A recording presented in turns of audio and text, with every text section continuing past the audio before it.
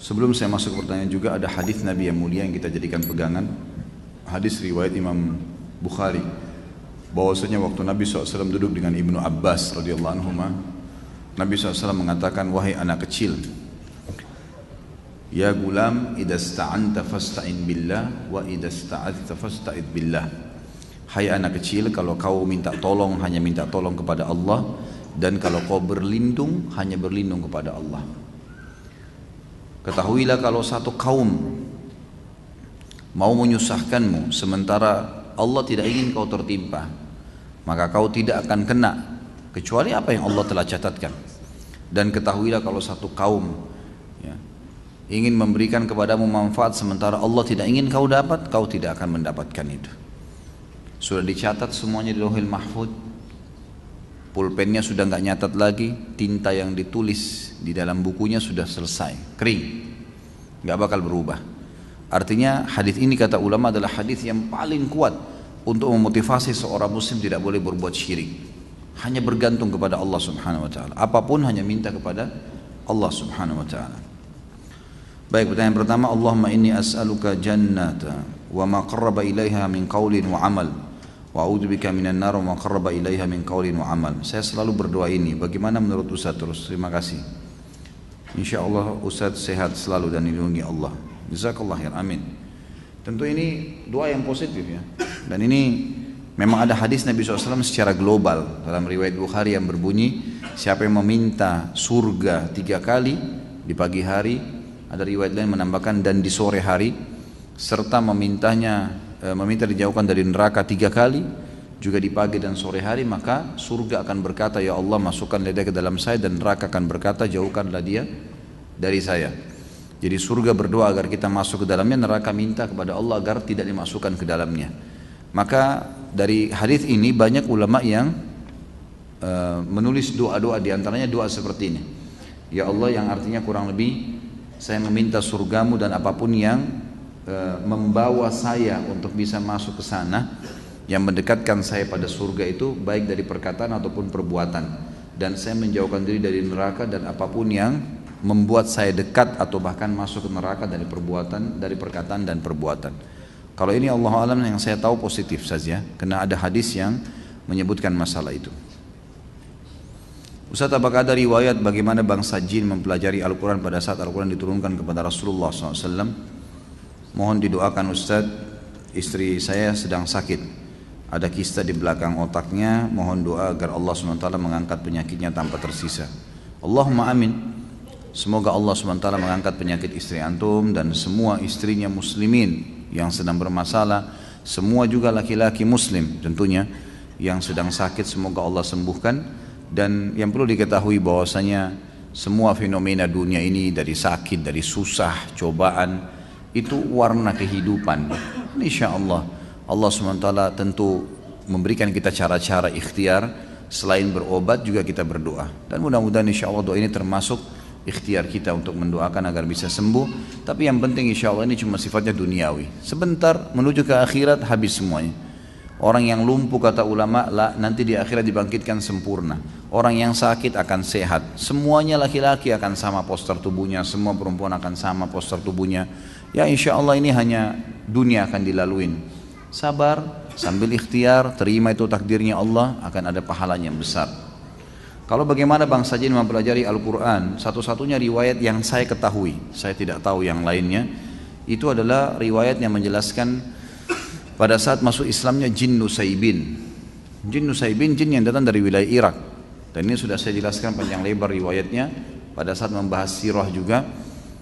Dan itu ada di web, bisa dilihat. Saya lupa ya episode yang keberapa, karena kalau nggak salah sekarang sudah 27. Waktu meninggalnya Abu Talib dan Khadijah, maka dikenal pada saat itu tahun kesedihan, karena Nabi SAW sangat sedih. Maka Allah SWT menghibur Nabi SAW dengan 2 kejadian besar, masuk Islamnya jin Nusaybin dan Isra dan Mi'raj. Nah, masuk Islamnya jin Nusaybin diceritakan oleh Ibnu Mas'ud radhiyallahu anhu dalam hadis-hadis yang sahih. Beliau mengatakan, saya pernah jalan bersama Nabi SAW ke wilayah dekat Ma'la, kuburan yang masyarakat Mekah pada saat itu, dan Khadijah dikubur di situ radhiyallahu anha. Maka Nabi SAW menggaris sebuah garis lalu mengatakan kepadaku, jangan kau ikut. Lalu kemudian aku melihat Nabi SAW jalan terus menuju ke sebuah padang yang luas. Lalu aku melihat ada orang-orang yang mendekati Nabi SAW yang kepala mereka seperti kendi. Lalu mereka terus mengurumuni Nabi SAW sampai hampir menutupinya. Maka saya pun berdiri ingin membantu Nabi SAW. Maka Nabi memberikan isyarat dari jauh agar saya duduk, gitu kan. Maka saya mendengarkan Nabi SAW membacakan ayat-ayat Al-Quran kepada mereka. Lalu Allah menceritakan tentang golongan jin ini dalam ayat Al-Quran, bahwasanya mereka datang, mereka mendengarkan. Ada sebagian ulama mengatakan jin-jin ini dalam menangkap dimensi waktu mereka lebih cepat, dan dalam menangkap sesuatu juga mereka lebih cepat, gitu kan. Jadi bisa saja terjadi hal-hal yang lebih cepat dari apa yang dibayangkan oleh manusia, seperti kasus masalah menangkap, menghafal, ya, menerima. Karena mereka itu disebutkan dalam ayat Al-Quran, kalau mereka setelah mendengarkan Al-Quran, mereka langsung menuju ke kaumnya dan berdakwah. Langsung mereka lakukan itu. Berarti mereka langsung memahami itu. Mereka langsung memahaminya. Ini riwayat yang disebutkan. Tentang bagaimana mereka mempelajarinya, apakah seperti kita dari huruf hijaiyah dulu dan seterusnya, ini saya tidak pernah tahu. Tapi pengalaman saya pernah meruqyah, ada jin yang mengaku kafir. Kemudian saya mengajarkan kepadanya pada saat saya ajak syahadat dan dia syahadat, kemudian saya ajarkan kepadanya ayat Al-Quran dalam hitungan 1 kali saya ulangin, terus dia sudah bisa ulangin, ya, gitu. Dari pemahaman saya pada saat itu sebenarnya dia langsung bisa menangkapnya. Saya sering menyampaikan ke anak-anak saya bahwa kita dapat melihat Allah Subhanahu Wa Taala setelah kita meninggal nanti. Selain itu bukan Tuhan, nak. Bohong jika ada Tuhan yang bisa dilihat di dunia ini. Apa pertanyaannya ini? Mungkin apakah ini boleh atau tidak kali ya? Ya setahu saya boleh, itu benar. Memang betul, tidak ada Tuhan selain Allah. Dan kalau ada yang mengaku selain Allah mengatakan Tuhan, maka itu tidak benar. Termasuk tidak akan pernah dilihat di dunia. Memang itu sudah betul. Dan sudah pernah saya jelaskan hadis Nabi SAW di riwayat Bukhari, waktu Aisyah bertanya kepada Nabi SAW, ya Rasulullah, waktu anda mi'raj ke langit, apakah anda bertemu dengan Tuhan anda? Melihat Tuhan anda, bukan bertemu ya, melihat Tuhan anda. Kata Nabi SAW, Allah itu cahaya, di atas cahaya bagaimana saya melihatnya? Maka ulama pun sepakat mengatakan semua nabi-nabi juga belum ada yang lihat Allah. Dan ada hadis Bukhari yang lain berbunyi, kalian akan melihat Tuhan kalian pertama kali di mahsyar dalam bentuk cahaya yang sangat terang seperti bulan purnama di malam Lailatul Qadar, gitu kan. Tapi masih dalam bentuk cahaya, kita belum lihat. Lalu riwayat lain menguatkan kalian akan berbicara dengan Tuhan kalian tanpa ada penterjemah, gitu kan. Lalu ada hadis sahih yang menyebutkan juga bahwasanya nanti, ya, kalau penghuni surga sudah masuk ke dalam surga semuanya, yang tinggal di neraka tinggal orang-orang yang kekal saja, orang kafir dan munafik, gitu kan. Ini mereka kekal di api neraka. Maka semua penghuni surga sudah masuk, termasuk yang bermaksiat, sudah dibersihkan dosanya di neraka baru masuk ke dalam surga. Allah SWT mengumpulkan mereka lalu berkata, apakah kalian sudah puas dengan nikmat yang saya berikan? Mereka serentak mengatakan, ya Allah, nikmat apa lagi setelah engkau menyelamatkan kami dari api neraka dan kami masuk ke dalam surga. Lalu Allah SWT mengangkat hijabnya, lalu mereka pertama kali, kata Nabi SAW, melihat wajahnya Allah. Dan serentak mereka berkata, ya Allah, tidak ada nikmat yang mengalahkan melihat wajahmu yang mulia ini. Berarti memang di sini kita lihat Allah Subhanahu Wa Taala dalam riwayat-riwayat ini disebutkan akan kelihatan nanti di akhirat dan hanya akan dilihat oleh ahli surga. Sampai kalau kita baca buku-buku tentang surga, kayak pernah buku-buku yang saya sebutkan ada Tamasya ke Surga, ada Rasulullah SAW cerita tentang surga, beberapa buku tentang surga yang disebutkan yang sudah diterjemahkan ke bahasa Indonesia, itu semuanya sepakat menyebutkan nikmat terbesar di surga adalah melihat wajahnya Allah yang mulia. Maka sudah tepat kalau kita katakan Tuhan tidak ada kecuali Allah, dan Tuhan itu hanya akan kelihatan di akhirat, dan hanya kalau ada yang terlihat di dunia berarti itu bohong, itu bukan Tuhan. Itu betul, karena memang ada dalil sahih yang menjelaskan masalah itu. Bagaimana kalau ada seorang ustadz atau kiai yang bisa melihat hal-hal gaib dan masa depan, apakah ini juga termasuk syirik?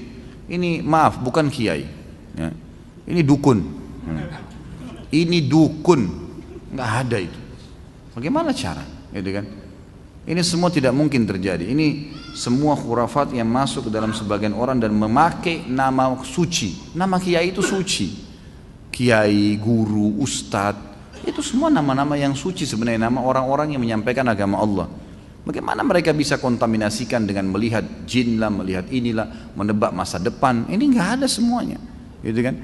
Nabi Muhammad SAW, guru dan kiai kita, disepakati oleh semua ya kaum muslimin. Nggak ada orang yang berani mengatakan, kecuali dia bukan muslim, bahwasanya Muhammad bukan kiai saya SAW. Kita pasti mengaku beliau kiai kita yang paling besar. Semua mazhab apapun ikut kembali kepada Nabi SAW. Nabi SAW kalau didatangin oleh beberapa sahabat yang bertanya, dan beliau belum tahu hukumnya, belum ada wahyu, beliau diam, tidak ngomong. Nunggu sampai turun wahyu, baru beliau mengatakan, siapa tadi yang bertanya? Si fulan angkat tangan. Telah datang kepada saya wahyu begini. Nabi SAW tidak tahu yang gaib, menunggu informasi datang. Bahkan kadang-kadang lewat 1-2 hari baru Nabi SAW menerima wahyunya, gitu kan?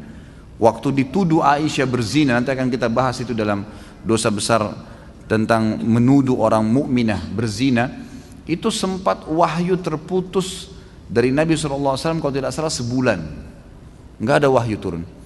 Nabi SAW tidak tahu benar nggak istrinya berzina nih, sampai beliau bingung sendiri menghadapi Aisyah pada saat itu. Ngumpulin sahabat, nanya, sahabat bertengkar, ribut, ada yang dukung, ada yang enggak. Datang ke rumahnya Aisyah, ditanyakan Aisyah, Aisyah mengatakan tidak, saya tidak melakukan, sampai turun firman Allah Subhanahu Wa Taala. Nabi SAW terjadi pada rumah tangganya, turun ayat Al-Quran, nanti akan kita bahas tuh. Ayat-ayatnya lengkap semua menceritakan. Beliau tidak tahu yang gaib. Bagaimana ada orang yang mengaku kiai kemudian bisa melihat yang gaib, bisa tahu masa depan? Bagaimana caranya? Allah mengatakan dalam Al-Quran tentang Nabi SAW, dan Nabi disuruh ucapkan itu. A'udzu billahi minasyaitonir rajim. Qul law kuntu a'lamul ghaiba lastakthartu minal khairi wa ma massani as-su. Katakan hai Muhammad kepada mereka, kalau saya ini tahu yang gaib, maka pasti saya akan perbanyak kebaikan-kebaikan dan saya tidak akan ditimpa masalah. Tidak akan ditimpa masalah karena sudah tahu, oh di sana nanti ada orang yang ganggu saya. Udah, saya nggak usah ke sana. Nabi SAW di perang Uhud kena pedang. Sampai kemarin kita bahas kabar Abdurrahman bin Auf, bagaimana melengket pedang di topi besi beliau, dan Abdurrahman cabut radhiyallahu anhu dengan giginya sampai giginya tanggal, luka berdarah kening Nabi SAW. Gigi beliau sempat pecah, pundak beliau sempat kena hantaman pedang orang kafir. Nabi SAW tidak tahu itu sebelum keluar dari Uhud, keluar dari Madinah, nggak tahu sama sekali. Bahkan beliau mengatakan, saya rasakan sakitnya sebulan, gitu kan. Kalau Nabi SAW tahu, Nabi tidak akan keluar. Tapi memang begitulah, gitu kan. Memang tidak ada yang tahu. Dan ini sudah panjang lebar. Ada juga judul di YouTube, bisa dilihat ceramah saya, Kiaiku Muhammad, Kiai Anda siapa. Panjang lebar saya jelaskan. Banyak dalil-dalil Al-Quran, banyak sekali yang menjelaskan kalau Nabi SAW tidak tahu hal-hal yang gaib, tidak tahu masa depan, gitu kan. Jelas semuanya itu. Pak Ustadz, apakah saya termasuk syirik? Saya ikut asuransi dengan pemikiran jikalau ditimpa sakit ada jaminan untuk berobat. Itu bukan syirik, kan? Itu bukan syirik, kan? Karena itu bentuk ikhtiar, gitu kan? Bentuk ikhtiar. Saya makan makanan yang sehat supaya saya tidak sakit. Nah, itu ikhtiar. Berbeda. Syirik ini begini. Syirik ini dasarnya ibadah dialihkan kepada selain Allah. Tadi saya kasih contoh. Menyembeli itu mestinya untuk Allah, baca bismillah, hadap kiblat, ada caranya, tapi enggak dibawa ke kuburan, dikasih pohon, gitu kan. Seperti saya dengar fenomena di kota Makassar kemarin, ada seorang pengusaha punya kapal besar, masya Allah, pedagang kayu, papan-papan dari Kalimantan dibawa ke Jawa, dibawa ke Sulawesi. Waktu saya jelasin masalah syirik, dia bilang, Ustadz sudah tahu belum, di pelabuhan kota Makassar nih, itu setiap kapal baru mau diturunkan, diluncurkan, pasti mereka sembeli kambing lempar ke lautan. Untuk apa, Pak? Ya supaya kapalnya selamat. Ini syirik. Apa hubungannya kambing dilempar ke air? Coba dia kasih kita makan kan kambing itu. Kasih orang miskin, anak yatim lebih baik. Ngapain dilempar? Hanya dimakanin oleh ikan. Tapi bagi syaitan, dia nggak penting antum ini mau sembeli kambing atau nyamuk, yang penting syirik, yang penting nyembeli niat dia untuk selain Allah, gitu. Yang penting dia sekutukan Allah di situ. Doa disuruh minta hanya kepada Allah, enggak datang minta-minta kepada benda, pohon, kuburan. Saya sudah kasih contoh. Ada fenomena banyak di Indonesia, kuburan-kuburan yang dikultuskan kalau itu kuburan hebat, gitu kan. Maka mereka kalau baru menikah datang ke sana minta diberkahi. Ini nggak boleh semuanya. Dari mana ini? Taruh air di kuburan 3 hari dianggap berkah. Padahal kalau dia taruh di kulkas enak dingin tuh. Taruh di kuburan ngapain gitu. Orang butuh didoain gitu. Sekarang sudah tambah hebat nih, teman-teman lagi pada kirimin saya masuk di WhatsApp tuh. Sekarang kuburan dipasangin MP3 Al-Quran supaya 24 jam ngaji. Kalau begitu enak sekali koruptor tuh. Hah? Pezina, pemabuk, pasangin aja Al-Quran itu katanya diampuni dosanya. Luar biasa, ini dari mana? Tidak pernah dalam riwayat Nabi datang baca Al-Quran di atas kuburannya sahabat. Kenapa kita ini tidak mau kembali ke riwayat yang benar sih? Suka iseng nyari sesuatu yang tidak ada dasarnya, kenapa itu? Hah? Wahyu sudah ada, Al-Quran sudah lengkap 30 juz, hadis sudah jutaan jumlahnya, baca itu. Ini kebanyakan karena nggak mau baca ini, nggak mau membaca, akhirnya begitu, ngarang-ngarang sembarangan. Kita sudah punya rujukan kok, gitu. Kenapa harus kesana sini? Gitu. Adakah doa yang dapat ditujukan kepada seseorang untuk dia membayar hutangnya pada kita? Setahu saya tidak tahu ya, ada riwayat khusus masalah ini. Yang ada riwayat itu kalau kita terlilit utang, gitu kan? Karena Ibnu Abbas mengatakan kalau engkau membaca dalam riwayat sahih, kalau engkau membaca Allahumma kfini bihalalika an haramik waqdin bi fadlika amman siwak. Allahumma kfini bihalalika an haramik. Ya Allah, cukupkanlah aku menikmati yang halalmu dan jauhkan aku dari yang haram. Waqdini bifadlika amman siwak, dan lepaskan saya dari ketergantungan kepada selainmu, maka akan dibayarkan utangmu oleh Allah walaupun memenuhi langit, kata Ibnu Abbas radhiyallahu anhu. Ini harus diamalkan, dan ingat kalau berdoa ikutkan dengan hadis Nabi yang lain riwayat Bukhari, ud'ullaha mukinuna bil ijabah. Berdoa sama Allah diikuti dengan keyakinan penuh Allah akan ijabah. Fa innallaha la yaqbalu ad-du'a min qalbil ghafil. Allah tidak akan pernah terima doa dari hati yang lalai. Doa ya Allah diterima enggak ya? Ragu. Atau sambil berdoa sambil ingat makanan, ingat pasangan, ingat ini, enggak bisa. Harus dengan yakin, gitu kan. Jadi kalau doa untuk buat orang lain bayar, Allah alam yang saya tahu berdoa kepada Allah bisa, itu bukan mustahil. Pernah terjadi dalam sebuah riwayat yang sahih, Umar bin Khattab pada saat mengirim pasukan di perang Qadisiyah menembus benteng-benteng Persia. Nah, pada saat itu pasukan muslimin yang masuk dari 12.000 orang pasukan ini, itu kan kalau pasukan jihad masuk dan menang, berarti lokasi yang ditembus itu menjadi harta rampasan perang. Jadi miliknya mereka, miliknya mujahid. Jumlah mereka kecil, wilayah Persia besar, gitu kan. Ini kalau dibagi ini luar biasa gitu. Maka waktu itu mereka sudah mau bagi, tapi sebelumnya minta saran Umar bin Khattab. Umar berpikir untuk apa, mujahid ini nggak butuh sebanyak ini. Maka Umar bin Khattab juga berpikir mereka mu'allaf, baru masuk Islam, baru mengenal Islam, lebih baik ganima ini harta rampasan perang dibagi aja, tetap pemiliknya tapi dikasih setengah kepada para mujahid. Waktu itu Bilal radhiyallahu anhu sahabat Nabi yang lain menolak.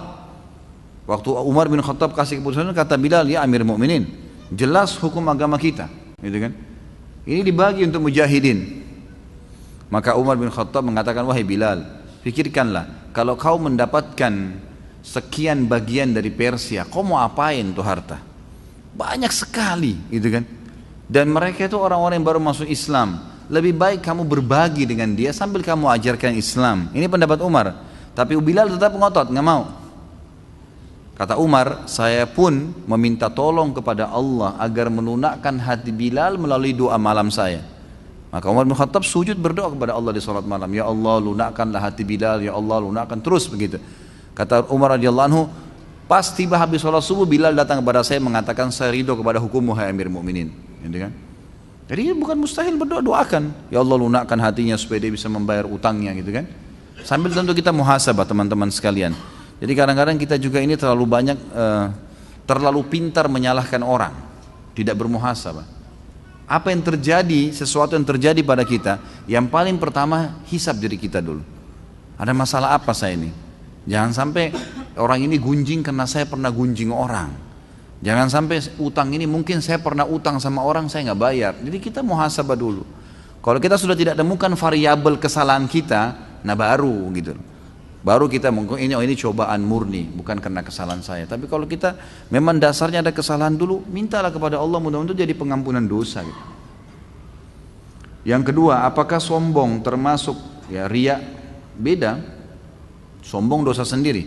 Nanti ada bahasanya, dosa besar sendiri dia. Sombong itu berbeda. Riya ini kan dia menghiasi ibadahnya untuk makhluk. Sholat diperindah karena ada atasan di sebelah. Nah itu riya. Sedekah untuk dipuji. Nah itu riya, gitu kan? Pergi haji untuk pamer-pamer. Nah itu riya. Tapi kalau sombong beda. Memang sombong itu menolak kebenaran, gitu kan? Menolak kebenaran dan menganggap remeh orang. Itu sombong. Nanti akan ada bahasanya tentu. Jadi berbeda. Sombong tidak termasuk di sini, tapi dia dosa besar sendiri. Ketika Idul Adha sebentar lagi, mana yang lebih afdal, berkurban sapi atau kambing? Bolehkah berkurban sapi tapi patungan misal 7 orang membeli 1 sapi? Apakah jika mampu namun tidak berkurban berdosa? Bagaimana jika belum mampu namun ingin mendapat pahala berkurban? Ini sebenarnya 5 pertanyaan tapi dirapat-rapatin. Tapi nggak apa-apa lah. Ini mungkin karena saya sudah biasa tegur ya. Jangan terlalu banyak gitu. Baik, afdalnya kambing dan domba. Karena Nabi SAW berkorban dengan kambing dan domba. Harus itu. Kita di Indonesia lebih suka sapi. Sapi boleh, karena selama dari kecil lebih banyak makan daging sapi. Padahal sebenarnya di sini bukan masalah kita suka atau tidak suka dagingnya. Masalahnya perintah atau bukan perintah, gitu kan?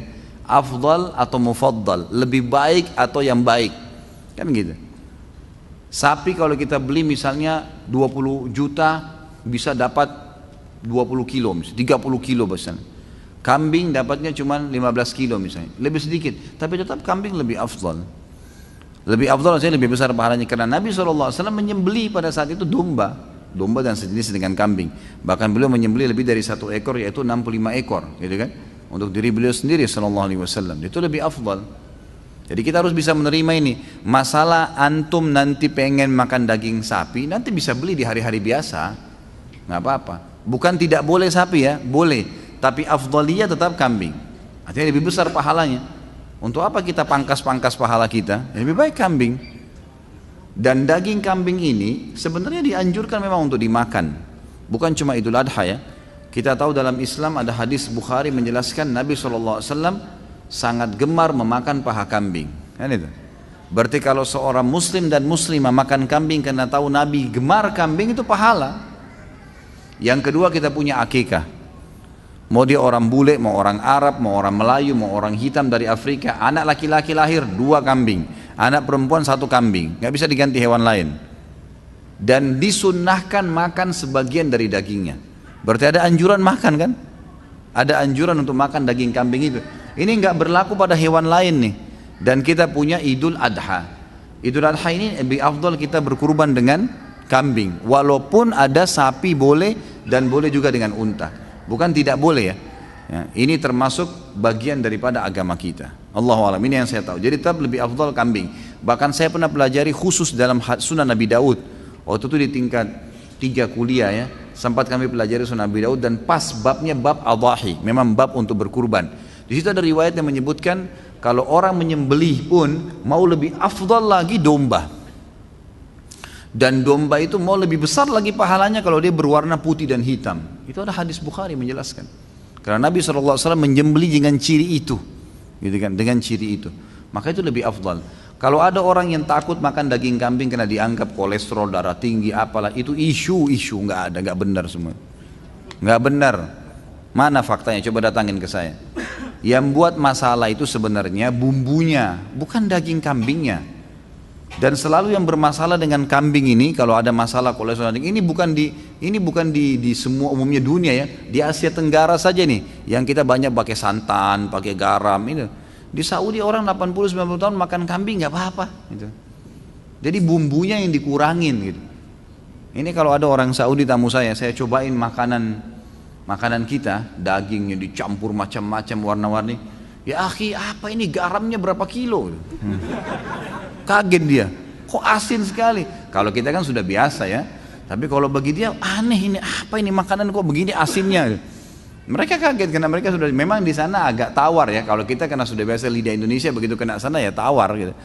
Tapi nanti biasanya dicampur lagi dengan jeruk yang diperasin dan seterusnya, itu biasa dipakai begitu. Jadi jangan kaget kalau lagi umroh mampir antara Mekah Madinah beli makanan nasi, biasanya agak tawar. Emang sudah begitu. Tawarnya itu karena lidah kita terbiasa gitu. Jadi sebenarnya tidak ada urusan, tidak ada masalah, dan daging kambing itu termasuk daging yang paling sehat di dunia, itu survei internasional, dan susunya paling sehat. Bahkan saya pernah dapat itu kandungan protein di dalamnya itu senyawa dengan protein manusia, sehingga kalau dimakan larinya ke otot, bukan larinya ke lemak. Gitu. Seperti itulah yang kita dapatkan. Jadi memang Islam ini nggak mungkin menyuruh sesuatu itu salah, nggak mungkin. Ini disuruh kita untuk menyembelih dan memakannya. Kalau berkurban sapi, tapi patungan misal 7 orang membeli sapi, boleh maksimal 7 orang. Tapi kalau mampu 1 orang 1 sapi ya beli sendiri, lebih baik. Jangan dipaksain. Ada orang subhanallah, ini cuma 3 orang yang bayar sapi, tapi masih 3 orang nih, siapa lagi mau ikut 4? Nggak usah ikut 4, 3 orang juga sudah cukup. Kan makin sedikit orang yang ikut ya makin besar pahalanya. Itu kan jumlah maksimal boleh partisipasi dengan 7 orang gitu kan, tapi nggak perlu dipaksain. Nah. Jika mampu namun tidak berkurban, berdosa, tentu berdosa, karena ini wajib. Fasholli li rabbika wanhar, sholatlah Idul Adha itu dan sembelihlah. Di sini pakai fi'il amr ya. Fi'il amr ini berarti perintah. Kata ulama bagi yang mampu, ini jumhur, saya bicara mayoritas ulama. Jumhur ulama mengatakan yang mampu tidak kurban dosa, nggak boleh. Nah, dia mampu. Termasuk orang yang mampu adalah dia sudah punya duit pada saat itu bisa berkurban, gitu kan? Tapi dia tidak mau, walaupun uangnya pas-pasan. Karena ini ibadah kepada Allah Subhanahu Wa Taala. Bagaimana jika belum mampu namun ingin mendapatkan pahala kurban? Niatkan pertama. Yang kedua partisipasilah, ikut di situ. Mungkin di rumah kita ada masjid yang lagi ikut kurban. Coba ikut belajar menyembeli. Menyembeli itu ada pahalanya sendiri loh. Ini laki-laki semua ini saya sarankan jangan tidak bisa menyembeli. Menyembeli, coba belajar. Datang ke masjid, coba ikut belajar. Tanya orangnya gimana caranya. Sebentar, saya tahun lalu habis khutbah Idul Adha di Kalibata City, ada mungkin 23 ekor sapi sama, kalau tidak salah ya, saya salah ingat itu 40 ekor kambing. Itu habis sholat id, lalu saya langsung datang, saya praktikin, saya sembelikan sapinya, saya sembelikan kambingnya depan mereka. Saya panggil jemaah laki-lakinya semua, ayo pak coba langsung. Ada yang takut Ustaz? Nggak usah takut, laki-laki kok takut? Enggak, jangan geli, kenapa harus geli? Kok lihat darah geli, ini unik juga nih. Jadi dipotong, baca bismillah, niatin, alhamdulillah. Begitu dia coba, habis potong satu malah ada bapak satu semangat. Dia tawarin yang lain yang tidak mau sembelih, nggak mau pak, biar saya pak.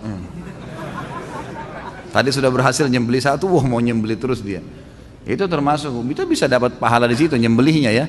Kalau nggak bisa juga takut, peganglah itu. Paling tidak pegang kambingnya. Apalah partisipasi di situ kan gitu. Insya Allah bisa. Tapi yang pertama tentunya niat ya, tentunya niat. Pada malam Jumat kita disunnahkan membaca surah Al-Kahfi dan di tahiyat akhir kita disuruh selalu berdoa dijauhkan dari fitnah Dajjal. Apakah kita bisa terkena fitnah Dajjal? Bukankah Dajjal keluarnya nanti mendekati hari kiamat? Mohon penjelasannya. Pertama, tentu saja amal-amal yang kita baca minta dijauhkan dari fitnah Dajjal, ini Dajjal ya. Ada lebih jauh lagi. Sebelumnya minta dijauhkan dari fitnah kubur, fitnah neraka jahanam. Pertanyaannya, apakah ya kita kalau baca minta dijauhkan neraka jahanam, berarti kita akan masuk neraka jahanam sekarang? Bukan itu kan? Jadi kita baca untuk kebutuhan kita nanti. Pertama, orang yang tidak dapat Dajjal, maka dia akan mendapatkan pahalanya. Tapi kalau orang yang, ini kan hukum syar'i ya, ini akan berlaku sampai Dajjal keluar nanti. Itu kan akan dibaca ini.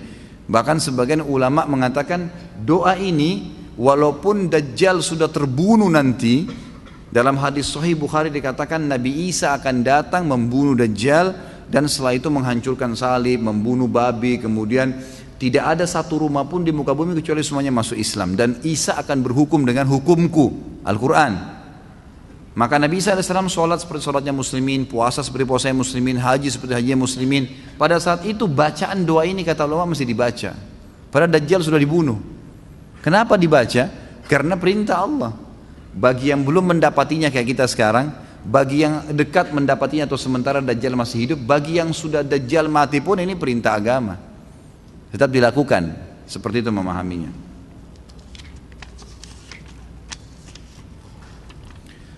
Ana ingin bertanya amalan apakah jika di hari ke-7 akikah bayi biasanya di tempat kami dipotong rambutnya atau digundulin, kemudian ditimbang potongan rambutnya. Jika rambut telah ditimbang misal 5 gram, ini ada patokan dengan gram emas.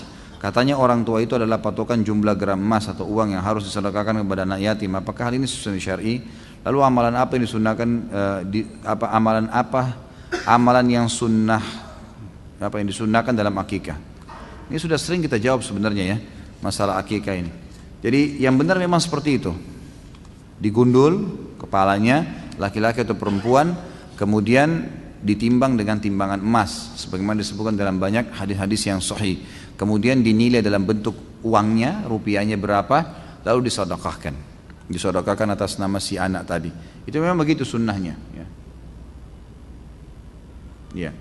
Kalau sunnah-sunnah yang dianjurkan pada hari ke-7 diakikahkan, disembelikan 2 ekor kambing kalau laki-laki yang sempurna, tidak cacat, dan anak perempuan 1 ekor kambing. Kemudian diberikan nama yang baik, ya. Kemudian juga diberikan nama, diakikahkan, ditahnik, ya, dikunyahkan kurma, ditempelin di langit-langitnya, gitu kan. Jadi itu semua yang disunnah-sunnahkan, insya Allah. Tapi tidak ada anjuran-anjuran yang seperti umumnya orang lakukan ya. Misal bayi tersebut dikelilingi, semua tamu disuruh guntingin rambutnya, ini nggak perlu. Nggak perlu, bahkan tidak ada anjuran untuk mencukur rambutnya di depan orang-orang. Iya kalau orang itu benar, kalau dia salah kan bisa luka kepala bayinya. Jadi lebih baik kita sendiri yang cukur, udah cukur rambut itu kan ditimbang-timbangan. Tidak dilihat oleh orang pun tidak ada masalah. Akikah itu boleh sebagai tanda syukur, kan sebagian ulama dipanggil orang makan. Kalau enggak pun dibagiin kepada orang lain, gitu kan? Itu tidak ada masalah. Apakah Ustaz Khalid keturunan orang Arab? Nah. Banyak teman anak keturunan Arab di Indonesia, jika ditanya dalam hal pernikahan, mereka mengatakan tidak boleh menikah dengan selain keturunan Arab, misal dengan pribumi dan lainnya. Dan harus menikah dengan keturunan Arab juga dengan alasan agar keturunannya atau marga Arabnya tidak hilang atau terputus. Apakah benar demikian adatnya? Jika demikian, anak orang pribumi tidak mungkin mendapatkan kesempatan mendapatkan orang keturunan Arab. Ini orang baru ikut pengajian apa? Karena wanita keturunan Arab biasanya cantik-cantik. Lanjutnya saya nggak usah baca ya. Ini, dan kalau laki-laki tampan seperti Ustadz katanya. Ini saya nggak tambah ya. Ada keturunan memang. Ya, kakek-kakek saya dari turunan Yaman. Tapi saya sudah pernah bilang teman-teman sekalian, semua ini marga-marga, suku-suku, bahasa, warna kulit, paras wajah, semua ini adalah variasi kehidupan yang Allah buat. Kita semua dari Adam dan Hawa, gitu kan? Semua dari Adam. Tidak ada yang keluar dari Adam dan Hawa. Cuman Allah dengan kemahakuasaannya menunjukkan kebesarannya. Lalu kemudian Allah yang menamakan ini dengan suku-suku tertentu. Itu dulu yang pertama.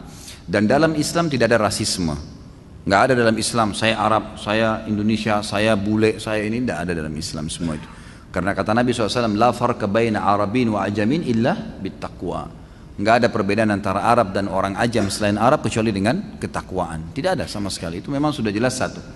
Jadi itu asasnya. Kita Muslim tidak ada bedanya. Dan sudah cukup kalau masuk dalam saf sholat, mau orang Arab, mau orang bule, mau orang Afrika, sama semua masuk saf, gitu kan? Nggak ada bedanya. Jenjang sosialnya, ekonominya sama. Dan saya sudah pernah sampaikan teman-teman sekalian, hati-hati dengan fanatisme rasisme ini ya. Itu nggak boleh sama sekali. Jadi misalnya hadis yang pernah saya sampaikan bahwasanya ada orang-orang dari Ansar ya, dari Muhajirin, dari orang-orang Ansar, dari satu orang Ansar bercanda. Ini sama-sama turunan Arab dari sahabat Nabi di Madinah waktu Nabi SAW masih hidup. Orang Ansar ini keluar dari masjid habis sholat asar lalu bercanda sama teman-temannya semua, ada Muhajir, ada orang Ansar. Dia bilang, hai orang-orang Ansar kesini yuk kumpul-kumpul. Muhajirin gak boleh ikut ya. Kalau kita mungkin, ini orang Betawi ngumpul sini, sana orang Jawa gak boleh ikut. Misal contoh, bercanda. Nah orang-orang Muhajir ini juga dengar teman-temannya orang Ansar bercanda, dia juga bercanda. Ayo Muhajir kesini yuk. Ansar gak boleh ikut-ikut ya, gitu. Sambil ketawa-ketawa mereka gitu.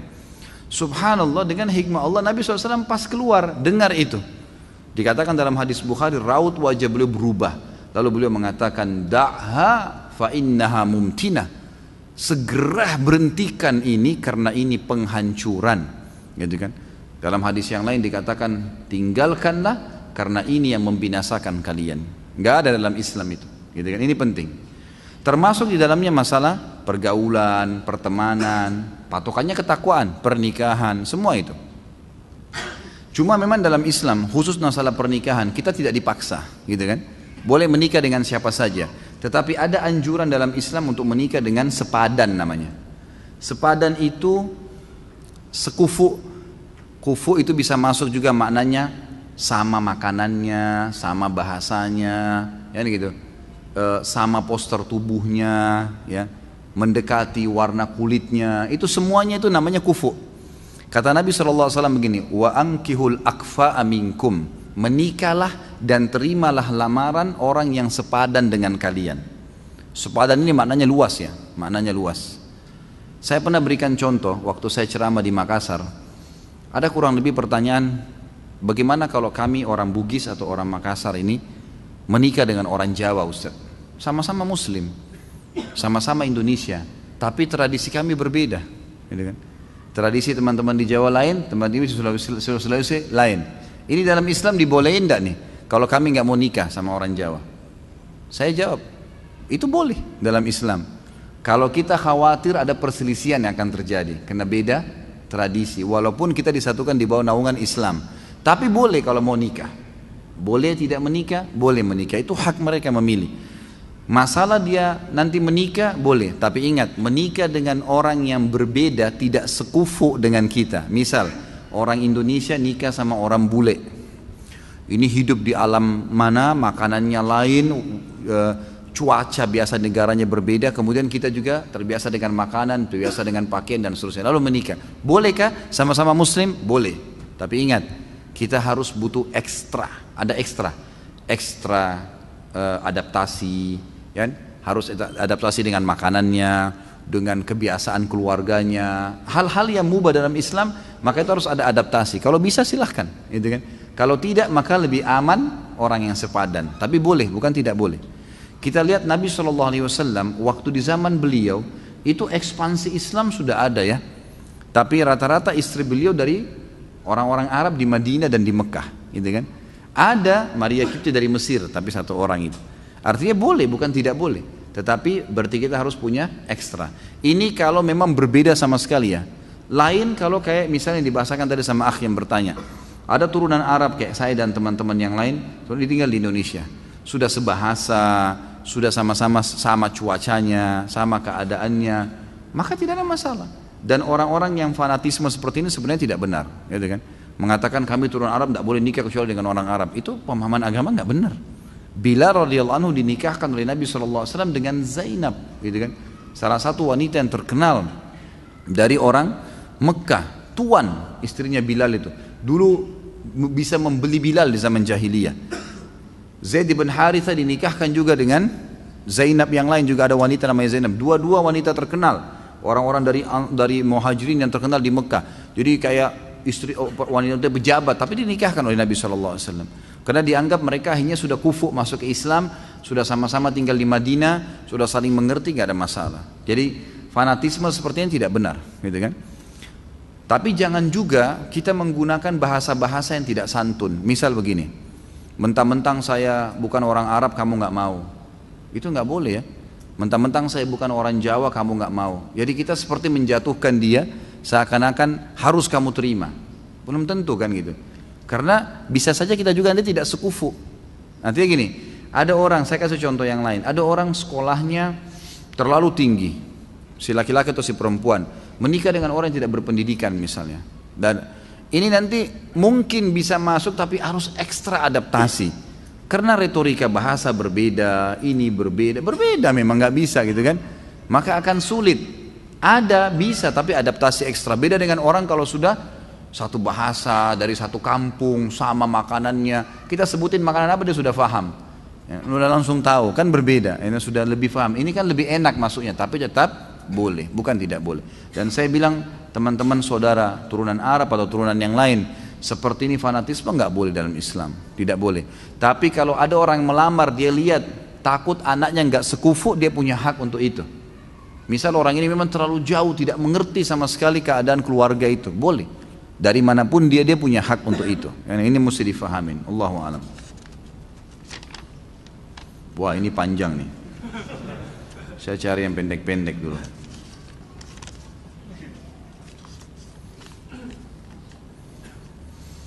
Ustadz, istri saya seorang wanita yang berkecukupan sehingga segala kebutuhannya mampu ia penuhi sendiri tanpa harus meminta lagi, apalagi menuntut nafkah dari saya. Maksud saya di sini nafkah harta dan kebutuhan lahiriah.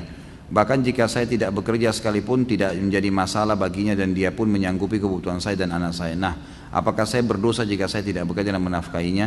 Atau apakah saya berdosa jika saya hanya mengandalkan apa yang dimiliki oleh istri saya? Terima kasih. Berdosa, nggak boleh. Anda laki-laki harus punya harga diri. Kewajiban memberikan nafkah kepada istri wajib walaupun istri kita miliarder. Nggak bisa. Satu keadaan gugur itu kalau istrinya bilang, sudah saya nggak perlu dinafkahi, itu baru gugur. Tapi itu pun tetap harus laki-laki jaga harga dirinya. Ya, subhanallah, fitrah itu, fitrah. Tetap kita berikan kebutuhan istri walaupun dia mampu. Kebutuhan dasar. Yang tidak bisa jalan roda kehidupan tanpanya, beli beras, beli gula, bayar listrik. Kalau istri kita misal dia mau beli mobil dengan duitnya dia, itu boleh saja. Itu sudah bukan masuk dalam nafkah itu. Karena nafkah itu sesuatu yang tidak bisa kalau tidak jalan kehidupan tanpanya, nggak bisa hidup. Air, gula, beras dan seterusnya ini harus ada. Itu nafkah. Tetap kita penuhin itu. Selebihnya kalau istri yang mau mengubah rumah, mau gubah garasi rumah, mau cat ini pakai duitnya dia, ya terserah dia, silahkan, gitu kan. Tapi tetap sebagai laki-laki harusnya punya harga diri dan saya sarankan jangan terhanyut dengan itu, ya, karena itu ada pahala sendiri. Bahkan kata Nabi SAW mengatakan bagi laki-laki, dinar yang engkau infakkan di jalan Allah, jihad, dinar yang engkau berikan kepada pembebasan budak, dinar yang engkau berikan kepada fakir miskin, dan dinar yang engkau berikan untuk istri dan anakmu jauh lebih besar pahalanya. Jadi memberikan nafkah kepada istri anak lebih besar daripada pahala jihad tuh, daripada bebasin budak. Mestinya kita kejar fadilah itu, gitu kan? Jadi walaupun pas-pasan kita harusnya memberikan nafkah itu. Ada beberapa pertanyaan yang ingin saya tanyakan. Apa hukumnya membuka tali pocong mayat sebelum dikubur? Ini kita masalah syirik, sebentar rumah tangga, sebentar ini, kemana-mana pertanyaannya nih. Dan membuka wajah mayat sehingga menempel ke tanah. Ya. Sebenarnya masalah ikat tali dibuka atau tidak itu tidak ada masalah. Masalah talinya. Dan ini saya sarankan tidak usah dibilang pocong, karena ini pocong sudah negatif. Gitu. Jadi memang tali kain kafannya, gitu kan? Tali kain kafan itu tidak ada masalah, dibuka atau enggak itu enggak ada masalah. Setahu saya, Allah alam, itu kan diikat juga supaya tidak terbuka aja kainnya kan gitu. Tapi memang ada anjuran untuk bagian wajah itu dibuka pada saat ditaruh di kuburan. Itu yang saya tahu. Tapi tali itu saya tidak pernah tahu dibuka atau enggak gitu. Apa hukum hipnotis yang dilakukan tanpa bantuan jin seperti di acara-acara televisi? Itu pakai jin. Itu pakai jin. Dari mana hipnotis tidak pakai jin? Pakai jin. Itulah yang jin yang membuat dia bisa masuk ke badannya lalu disuruh menari, disuruh nyanyi, disuruh ketawa. Itulah jin permainan. Alasan saja bilang itu ya menguasai alam tidur, alam bawah sadar, itu semua cuma cerita. Memang jin di alam bawah sadar, gitu kan. Makanya kalau diruqyah dia kesakitan dan itu subhanallah ya, itulah cara syaitan, cara sihir begitulah. Itulah sihir. Yang antum saksikan sekarang itulah sihir yang sebenarnya, cuma lagi ditontonin dengan teknologi, dengan ini dianggap itu adalah bukan sihir, ini hanya sekedar begini, bohong semua, itulah sihir. Dan jangan ditonton karena kata Nabi SAW sudah jelas, siapa yang bertanya pada penyihir, ya, dukun, peramal, kata ulama bertanya di sini masuk di dalamnya adalah melihat, memberi dukungan, itu nggak boleh semua, maka tidak diterima sholatnya 40 hari. Siapa yang datang bertanya, percaya tidak, maka dia telah kufur kepada apa yang diturunkan kepada Muhammad SAW. Dari mulai malam ini Deddy Corbuzier semua, Tommy Refail lupain udah, nggak boleh nonton, nggak boleh tuh dukun. Cuma modern, di modern sekarang sudah ganteng-ganteng, kalau dulu kan dukungnya menakutkan itu. Sudahlah. Lebih baik nonton Ustadz. Ahsan. Ustadz juga tidak kalah ganteng ya. Apa yang harus kita lakukan apabila lupa Jumat, jumlah rakaat ketika sholat, dan bagaimana tata cara sujud sahwi? Tentu saja diambil yang lebih sedikit ya. Kalau misalnya sholat 4 rakaat lupa 4 atau 3 ya, diambil 3. Ini kemarin kalau ikut tabligh akbar terjawab nih. Riwayat Abdurrahman bin Auf itu kan. Bagaimana beliau waktu Umar bin Khattab dulu dengan Ibnu Abbas radhiyallahu anhu ajma'in bingung. Kata Umar kepada Ibnu Abbas, apakah kau tahu hadis Nabi SAW tentang orang kalau lupa rakaat salatnya? Kata Ibnu Abbas, tidak ya Amirul Mukminin. Di zaman khilafahnya Umar. Lalu kata Ibnu Abbas, apakah anda punya informasi? Kata Umar, tidak ada. Lalu kata Ibnu Abbas, tiba-tiba Abdurrahman masuk kepada kami dan berkata, waktu kami tanya, beliau mengatakan, saya punya kabarnya. Kata Nabi SAW, kalau seseorang kalian sedang sholat, kemudian dia lupa 2 atau 1 kali dia sholat, dia pilih 1. Kalau dia ragu 3 atau 2, dia pilih 2. Kalau dia ragu 4 atau 3, dia pilih 3, gitu kan? Kemudian dia sebelum salam sujud sahwi 2 kali atau 2 kali sujud. Dan sesuai kita sebutkan, sujud sahwi boleh membaca bacaan-bacaan sujud, dan diantara duduknya tidak usah ya, baca apa-apa. Jadi begitu selesai tahiyat, sudah selesai, sebelum salam sujud, baca 2 sujud, kemudian duduk, nggak usah baca apa-apa, sujud, baca lagi bacaan sujud, kemudian duduk, lalu salam. Ini kalau kita mengingat kelalaian kita sebelum salam. Kalau misal antum sholat udah salam nih, udah bubar berdiri ke masjid, atau lagi duduk kemudian buka HP, ternyata kayaknya tadi kurang 1 rakaat deh, tapi kita sudah selesai sholat nih, maka langsung berdiri, tambah rakaat yang kita lupain tuh, langsung saja Allahu Akbar. Misalnya 1 rakaat kelupa, sholat 1 rakaat sampai salam, gitu kan? Kemudian setelah salam baru sujud sahwi. Sujud sahwinya setelah salam, karena ingatnya setelah salam sholat awal. Ini hadis Bukhari dalilnya, bahwasanya Nabi SAW pernah habis sholat, rakaat kedua sholat asar, beliau salam. Begitu tahiyat pertama langsung salam. Lalu beberapa sahabat bingung, kok asar 2 rakaat, tapi di depan saf pertama ini ada Abu Bakar, ada Umar, ada sahabat-sahabat yang senior, dan mereka tidak bicara. Nabi SAW seperti umumnya habis zikir, beliau langsung berdiri menuju ke pintu masjid, lalu menunggu di pintu masjid adakah sahabat yang mengeluh, yang mau minta sesuatu pada beliau, gitu kan. Sampai ada satu sahabat Badui datang kepada Nabi mengatakan, ya Rasulullah, apakah sekarang sholat asar sudah berubah menjadi 2 rakaat, atau anda lupa, turun wahyu nggak menyampaikan itu? Kata Nabi, saya tidak lupa, kan gitu, dan tidak ada wahyu turun. Artinya Nabi yakin ini 4 rakaat beliau kerjakan. Ini hadis sahih riwayat Bukhari. Lalu kata Nabi SAW dalam riwayat lain dikatakan memegang tangannya orang ini lalu berkata, masuk ke masjid, kebetulan sahabat belum bubar. Apa benar yang orang ini bilang? Benar nggak saya tadi cuma 2 rakaat? Kata sahabat, benar ya Rasulullah. Langsung dalam riwayat ini Nabi SAW hadap kiblat, bertakbir, semua sahabat ikut, menyempurnakan 2 rakaat sampai salam. Setelah salam baru sujud sahwi. Berarti memang kalau ingat setelah itu sujud sahwinya setelah salam. Apakah meminta doa atau didoakan ke ustadz atau kiai, kemudian kita diberi air putih atau serbuk kopi kemudian disuruh untuk meminumnya termasuk syirik? Sebenarnya tergantung ya, karena meniup sesuatu ke air untuk diminum itu, kalau fungsinya untuk ruqyah itu boleh. Tapi kalau umumnya doa, itu tidak pernah ada anjuran. Jadi doain apa saja terus ditiup air itu nggak pernah ada anjuran. Tapi kalau untuk meruqyah, memang untuk mengobati, ini memang pernah, gitu kan? Ada beberapa riwayat yang tersebutkan khusus untuk mengobati orang yang keracunan dan kena sihir atau kesurupan. Itu memang ada anjuran, difokuskan ke situ. Apakah ketika kita sholat kemudian terlintas di memori pikiran kita, misal kita habis nonton film Mahabharata dan film yang ada dewa-dewa, Athena dan lain-lain, kemudian pas sholat terlintas dewa-dewa dan gambaran di film, apakah itu termasuk syirik? Pertama, jangan nonton. Tadi saya bicara tuh jangan, saya bilang anak kecil aja tidak boleh nonton, apalagi orang sudah besar. Ngapain mau ditipu dengan cerita kosong? Itu bohong, dusta. Dusta semua itu, jangan dinonton. Akhirnya kan lihat efeknya apa yang syaitan lakukan, dimunculkan dewa-dewa itu. Jadi nggak ingat Allah SWT. Itu bukan syirik tapi dosa. Tak, kalau syirik, kalau anda bilang oh ini Tuhan saya, pas muncul gambarnya dia, anda bilang ini Tuhan saya, nah itu baru syirik, itu nggak boleh, gitu kan.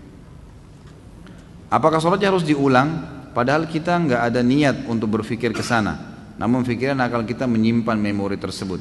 Ya tentu saja tidak diulang, nah, kecuali kalau memang kita sudah sampai hal-hal yang membatalkan sholat, seperti misal syirik gitu ya, menganggapnya oh ini berarti ini Tuhan saya nih, kita iakan terbawa dalam pikiran, itu baru. Karena tidak boleh mengulangi sholat tanpa ada udzur syar'i. Udzur syar'i itu batal wudunya, belum masuk waktu baru ketahuan, salah menghadap kiblat, nah itu mungkin. Adakah tuntunannya mengadakan pengajian sebelum acara akad nikah dan resepsi? Setahu saya ada. Nabi SAW kadang-kadang kalau ada sahabat yang mau menikah, beliau menyampaikan beberapa wasiatnya. Jadi boleh saja itu. Bagaimana dengan dosa memfitnah orang lain berbuat syirik besar? Apakah otomatis membuat si pemfitnah ini keluar dari Islam? Tentu saja tidak. Ya, tidak. Dia berdosa kena fitnah. Nanti kita bahas di dosa fitnah itu. Dia berdosa. Dan dia harus minta maaf, ini dosa kepada manusia. Kalau orang itu tidak berbuat, dia harus minta maaf. Dan dia harus luruskan tuh isu yang sudah tersebar. Kalau enggak, maka dia tetap berdosa. Ini dosa besar, enggak boleh. Dia tidak dikatakan keluar dari Islam. Mohon tips mengajarkan anak saya yang berusia 3 tahun tentang tauhid. Selalu tanamkan, kalau ini yang ciptakan Allah. Selalu kalau ada apa-apa, dia sakit, insya Allah sembuh. Selalu Allah kita sebutkan. Itu tips yang paling luar biasa. Dibiasakan, gitu kan.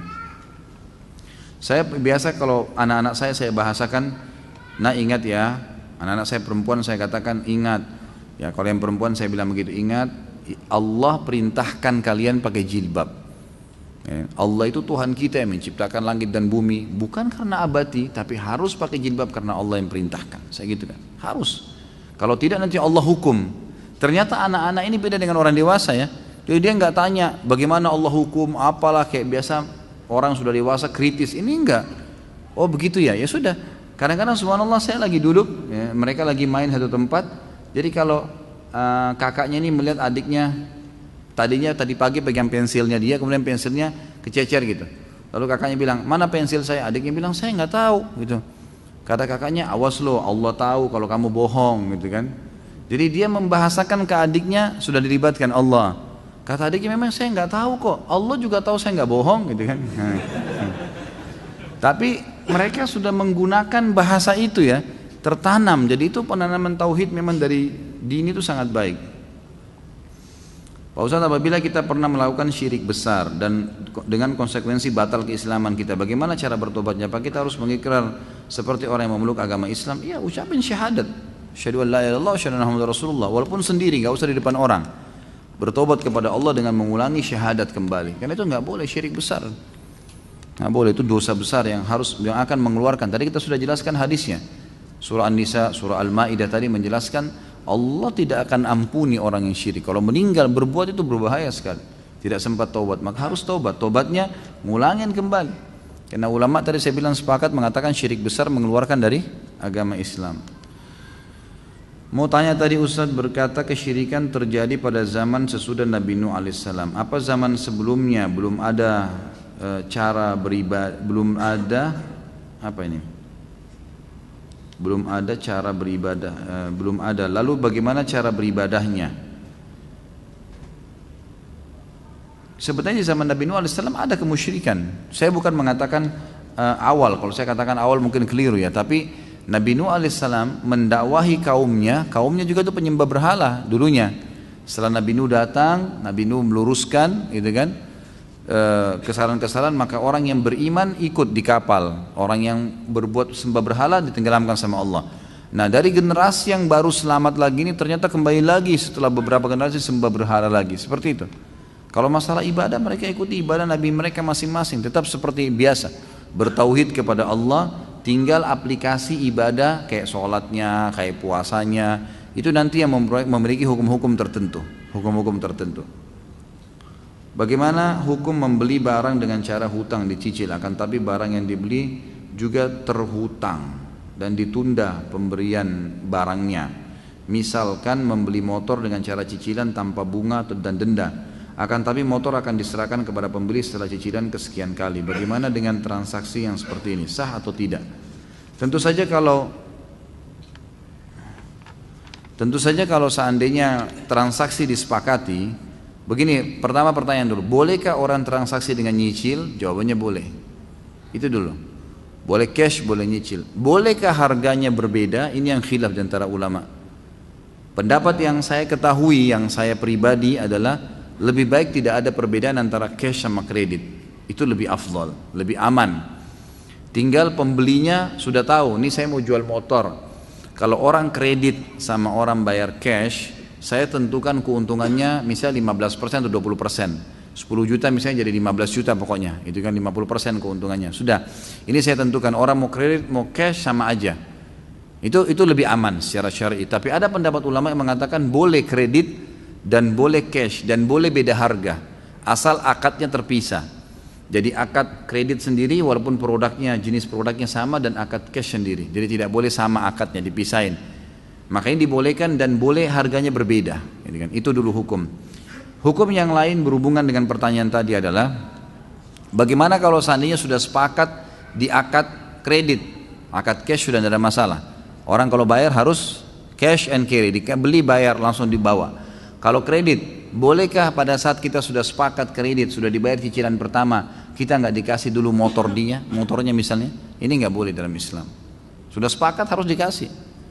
Bayar 10 kali, ya sudah bayar dari awal, orang kasih sudah dibayar. Itu haknya dia gitu kan. Kalau nggak mau ya jangan buka kredit. Itu konsekuensinya. Memang begitu. Jadi kita harus memang tahu. Lalu bagaimana kalau kreditnya macet?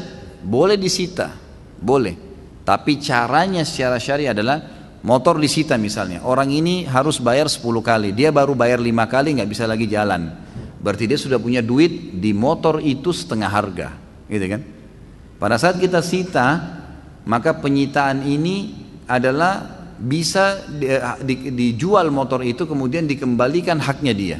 Orang itu yang sudah bayar.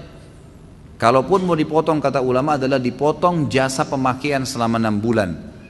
Misal orang sewa motor umumnya 1 bulan, 1 hari misalnya 50.000 motor. Dikalilah jumlah sekian lama yang dia pakai itu, misal 5 bulan gitu kan. Dipotonglah itu ongkos seperti sewanya dia, berikut dia dipotong dari situ, kemudian dikembalikan uang yang sudah dibayar selama 6 bulan. Itu secara syar'inya harus begitu. Jadi nggak boleh disita kemudian dianggap uang yang lalu sudah hangus semuanya. Ini nggak boleh. Ini hukum syar'i yang semestinya idealnya begitu berjalan.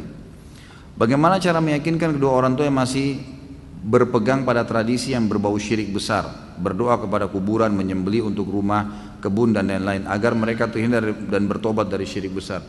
Tugas kita cuma menyampaikan. Tugas kita menyampaikan dakwah. Kita nggak punya tugas lebih daripada itu. Sambil kita doakan, kita datangkan buku, ya pokoknya dinasihatin, diingatkan. Tugas kita itu. Selebihnya kita nggak bisa buat apa-apa. Apabila seseorang beribadah lalu dia terbersit riya, namun dia sadar bahwa dia riya dan istighfar, mohon ampun, apakah ibadah yang dijalaninya hancur atau diterima? Ada hadis yang berbunyi al-yasiru minar riya syirkun.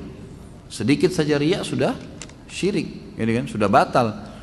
Tapi perlu diketahui, misal kalau cuma terlintas, karena semua ibadah itu umumnya kata ulama ada riyanya, pasti syaitan tawarin pertama opsi riya dulu, gitu kan. Begitu kita sholat, riya dulu yang ditawarin. Kalau kita selama kita tidak mengiyakannya, berarti nggak masalah. Jadi itu orang di sebelahmu, itu orang begini, itu orang anggap kau doamu panjang dan kita nggak iyakan, kita terus baca, kita nggak pedulikan. Seperti orang lagi nawarin marketing, nawarin produk, kita jalan saja, dia ngomong terus, kita nggak pedulikan, nggak ada masalah, gitu kan, nggak mengganggu ibadahnya dia. Tapi kalau kita mampir, dengarin keterangannya, ambil informasi, nah ini jadi masalah, gitu kan. Jadi kalau kita sempat mengiyakan itu berarti sudah syirik, nggak boleh. Bahkan sebagian ulama mengatakan kalau sudah terlintas begitu dia batalin sholatnya. Lebih aman dia batalin, dia ulangin, karena sudah berbahaya buat dia, sudah nggak diterima kalau dia lanjutin. Apakah benar mengharamkan sesuatu yang Allah halalkan lebih besar dosanya daripada syirik? Setahu saya kalau dia dipertemukan dengan syirik besar, maka sama kurang lebih, ya. Karena memang hal-hal salah satu yang bisa membatalkan keislaman seseorang itu kalau dia menghalalkan apa yang Allah haramkan atau mengharamkan apa yang Allah halalkan. Ini memang masuk, Ibnu Qayyim memasukkan dari 10 poin batalnya keislaman seseorang, salah satunya menghalalkan apa yang Allah haramkan dan mengharamkan apa yang Allah halalkan. Ini mungkin dia kelasnya selevel dengan di bawahnya syirik besar, tapi kalau dipertemukan dengan syirik kecil enggak, beda. Ini pembatalan Islam tadi Kan syirik kecil itu riya cuma membatalkan amal yang sedang, tapi kalau sama syirik besar mungkin dia hampir dekat. Apa yang dimaksud dengan hadis mahfuz dan hadis syadz? Tentu ini ada bahasan sendiri ya. Mahfuz itu yang terjaga, yang syadz itu kalau sesuatu yang diragukan tentang kedudukannya. Kurang lebih makna letter-letternya seperti itu. Dulu saya suka nyanyi goyang dumang yang ditampilkan oleh artis Cita-Cita atau apa ini. Sehingga kadang saya pengen menghadiri konsernya, hampir-hampir saja saya menjadi fans Cita-Cita tadi itu ya. Tapi saya kembali menyadari kalau apa yang ingin saya lakukan adalah perbuatan yang tidak terpuji. Kemudian saya mulai punya inisiatif yang menurut saya positif, yaitu daripada saya mendengarkan lagu dan goyangan tadi Cita-Cita itu, lebih baik saya meminta istri saya bernyanyi dan bergoyang ya, seperti Cita-Cita tadi. Untuk saya tanpa dibarengan musik, karena kebetulan istri saya dahulu pandai bernyanyi dan bergoyang. Apakah inisiatif saya ini diperbolehkan dalam ajaran Islam? Boleh sekali, nggak masalah, boleh, tidak ada masalah. Pak Yoyo mau praktek ya? Boleh nggak? Jadi hukumnya boleh suami dinyanyikan oleh istrinya, boleh, boleh, kan gitu. Dengan kata-kata cinta, lantunan syair itu boleh, nggak ada masalah. Bahkan dikatakan wanita ahli surga, wanita yang bisa membangkitkan syahwat suaminya. Dalam arti kata memang dia diberikan kesempatan seluas-luasnya kalau sama suaminya, boleh saja, gitu kan. Selama tidak ada hal-hal yang haram. Bagaimana hukuman orang yang mengatakan istilah sunnah Rasul yang populer di masyarakat di malam Jumat adalah penghalusan istilah dari hubungan suami istri? Saya Allahu alam, saya pribadi tidak pernah menemukan dalil itu. Saya tidak pernah menemukan dalil itu, tapi yang ada adalah hari Jumat. Cuma kemungkinan mungkin yang dimaksud adalah hadis hari Jumat itu. Karena memang kan malam Jumat itu sudah dianggap juga hari Jumat, gitu kan. Yang kata Nabi SAW, siapa yang mandi di hari Jumat, mandi junub, gitu. Kemudian dia menggunakan bajunya yang terbaik, dia menggunakan wangi-wangian yang terbaik, dia menyisir rambutnya dengan rapi, menggunakan minyak di rambutnya, kemudian dia memakai minyak wangi terbaiknya, lalu dia ke masjid, kemudian dia sholat yang diperintahkan tahiyat masjid, kemudian dia mendengarkan khatib, dia duduk di dekat khatib, imam di depan maksudnya, kemudian dia dengarkan khutbahnya, lalu dia sholat kecuali dosanya diampuni. Kata ulama hadis, pernyataan di sini siapa yang mandi hari Jumat, mandi junub adalah menggabungkan antara mandi Jumat sama mandi junub. Dianjurkan berhubungan biologis, gitu kan. Itu di hari Jumatnya. Tetapi di sini kemungkinan besar yang mengatakan bahwasanya malam Jumat itu juga dianjurkan, mungkin pemahaman tentang masalah ini. Seperti hadis misalnya tentang membaca surah Al-Kahfi ya. Siapa yang membaca surah Al-Kahfi di malam Jumat, sebagian ulama mengatakan ini masuk maksudnya Jumatnya, gitu kan. Maka Allah akan berikan untuknya cahaya antara dia dengan Ka'bah. Artinya dia akan sering Allah mudahkan menziarahi Ka'bah itu. Ya, sering menziarahi Ka'bah. Maka di sini ulama bilang membaca malam Jumat atau Jumatnya sama saja, karena kalimat malam Jumat dan Jumat ini dianggap satu. Seperti itu. Apa hukum bagi pedagang yang menggunakan jimat penglaris sebagai pemanis dan jimatnya menggunakan ayat Al-Quran? Bagaimana hasil uangnya, halal atau tidak? Tentu tidak benar, tidak ada itu ya. Pelaris, dan umumnya memang sekarang banyak dukun-dukun ini ingin mengelabui ya orang-orang. Kalau yang datang misalnya ibu-ibu pakai jilbab, bapak-bapak dianggap muslim, maka dikelabuilah sama dia dengan cara diberikan kertas tulisannya ada ayat-ayat Al-Qur'annya, tapi ternyata di situ banyak khurafat. Saya waktu terangkan masalah sihir, nanti ada bahasan kita nih, dosa besar yang ketiga atau yang keempat kalau salah itu ada masalah sihir, nanti panjang lebar saya jelaskan. Itu saya sampai kaget masuk, waktu saya jelasin masalah sihir, subhanallah, di daerah Condet saya sholat di musola, di depan, di seberang jalan sekolah yang sedang saya jelaskan itu, ada tulisan bahasa Arab, sampai saya foto di HP saya masih ada gitu. Itu tulisannya awalnya ayat kursi, lama-lama di bawah itu kalau mengerti bahasa Arab pasti kaget tuh, ini bisa menghilangkan sihir, ini bisa menghilangkan syaitan, ini bisa menyelamatkan rumah dari pencuri dan beragam macam lah. Dan itu ada kalimat-kalimat itu bahasanya tulisan Arab. Saya sendiri nggak ngerti apa isinya. Gitu kan. Sudah 7 tahun lebih, alhamdulillah lebih 10 tahun saya belajar bahasa Arab. Ini saya nggak ngerti apa yang ditulis. Gitu. Jadi ini satu keunikan yang luar biasa, tulisan yang tidak masuk di akal. Jadi ini semua khurafat yang saya tahu. Jadi harus taubat kepada Allah. Semua buhul itu dibakar.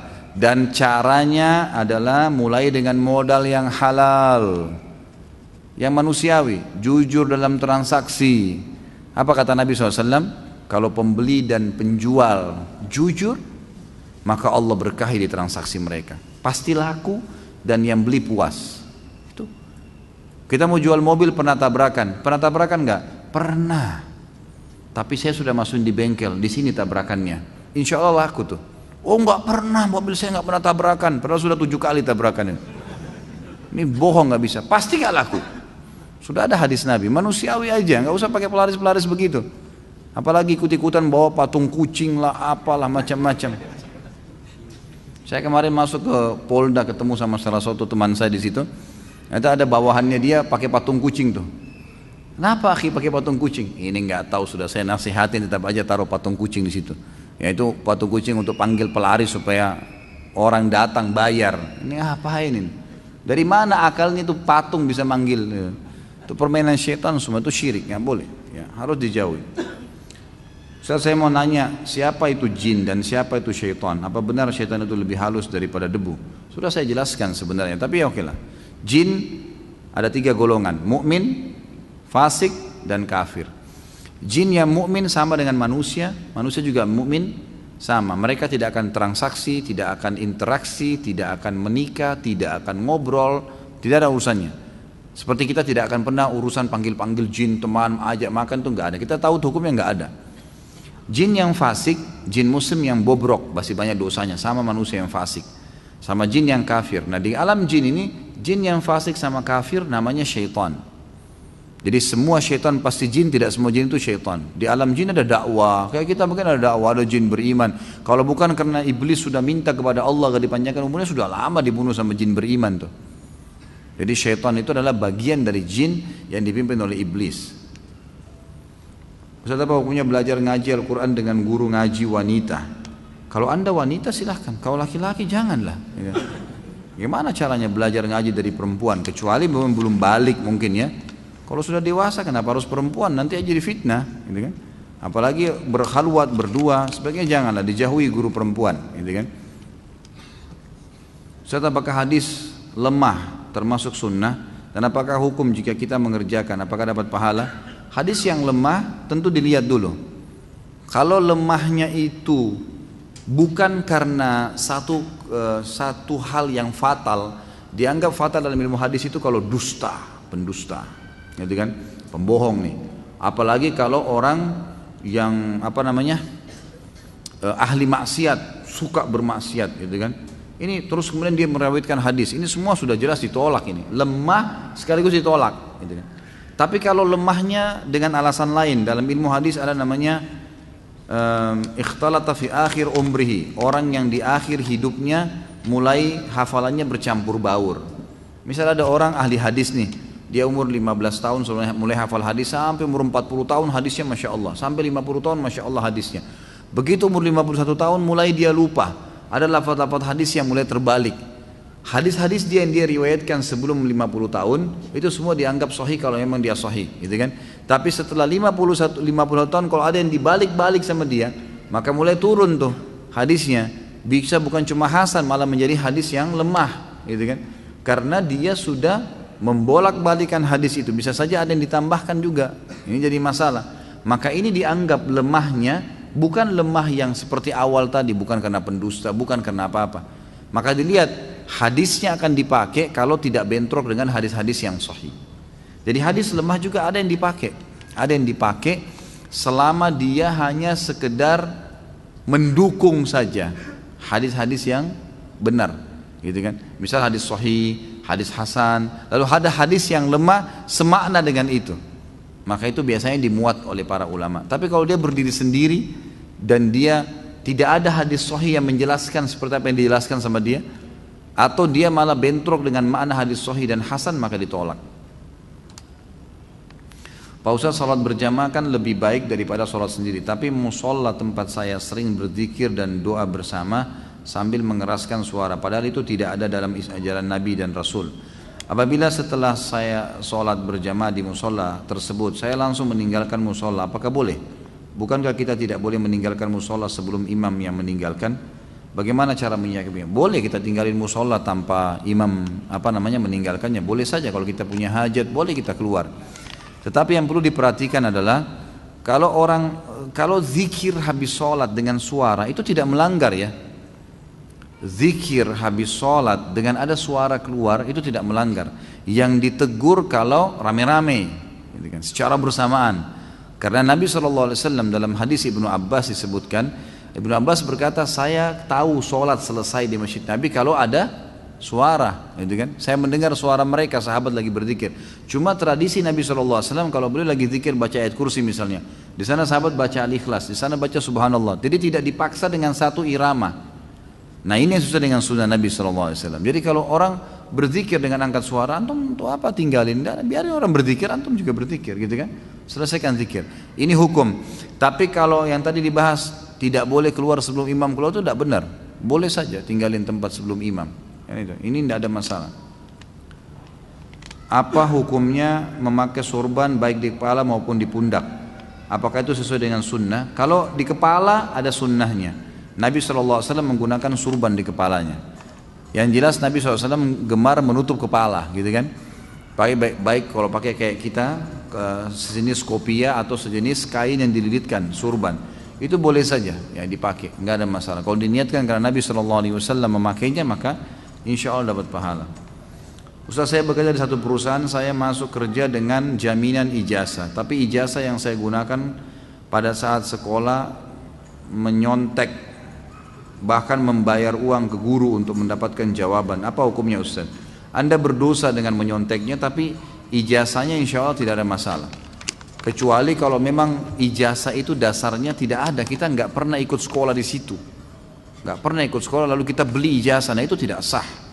Ijazah itu tidak sah, uangnya juga tidak halal kita dapatkan setelah itu. Tapi kalau dasarnya kita ujian, tapi ada di antara materi yang sempat kita nyontek, mungkin tidak semuanya, sehingga lulus misalnya, kita berdosa dengan itu, tapi ijazahnya tetap tidak ada masalah. Bagaimana pelaksanaan akikah sesuai dengan sunnah? Ini sudah saya ceritakan tadi ya, akikah ini. Bagaimana cara tahnik kepada bayi yang baru lahir?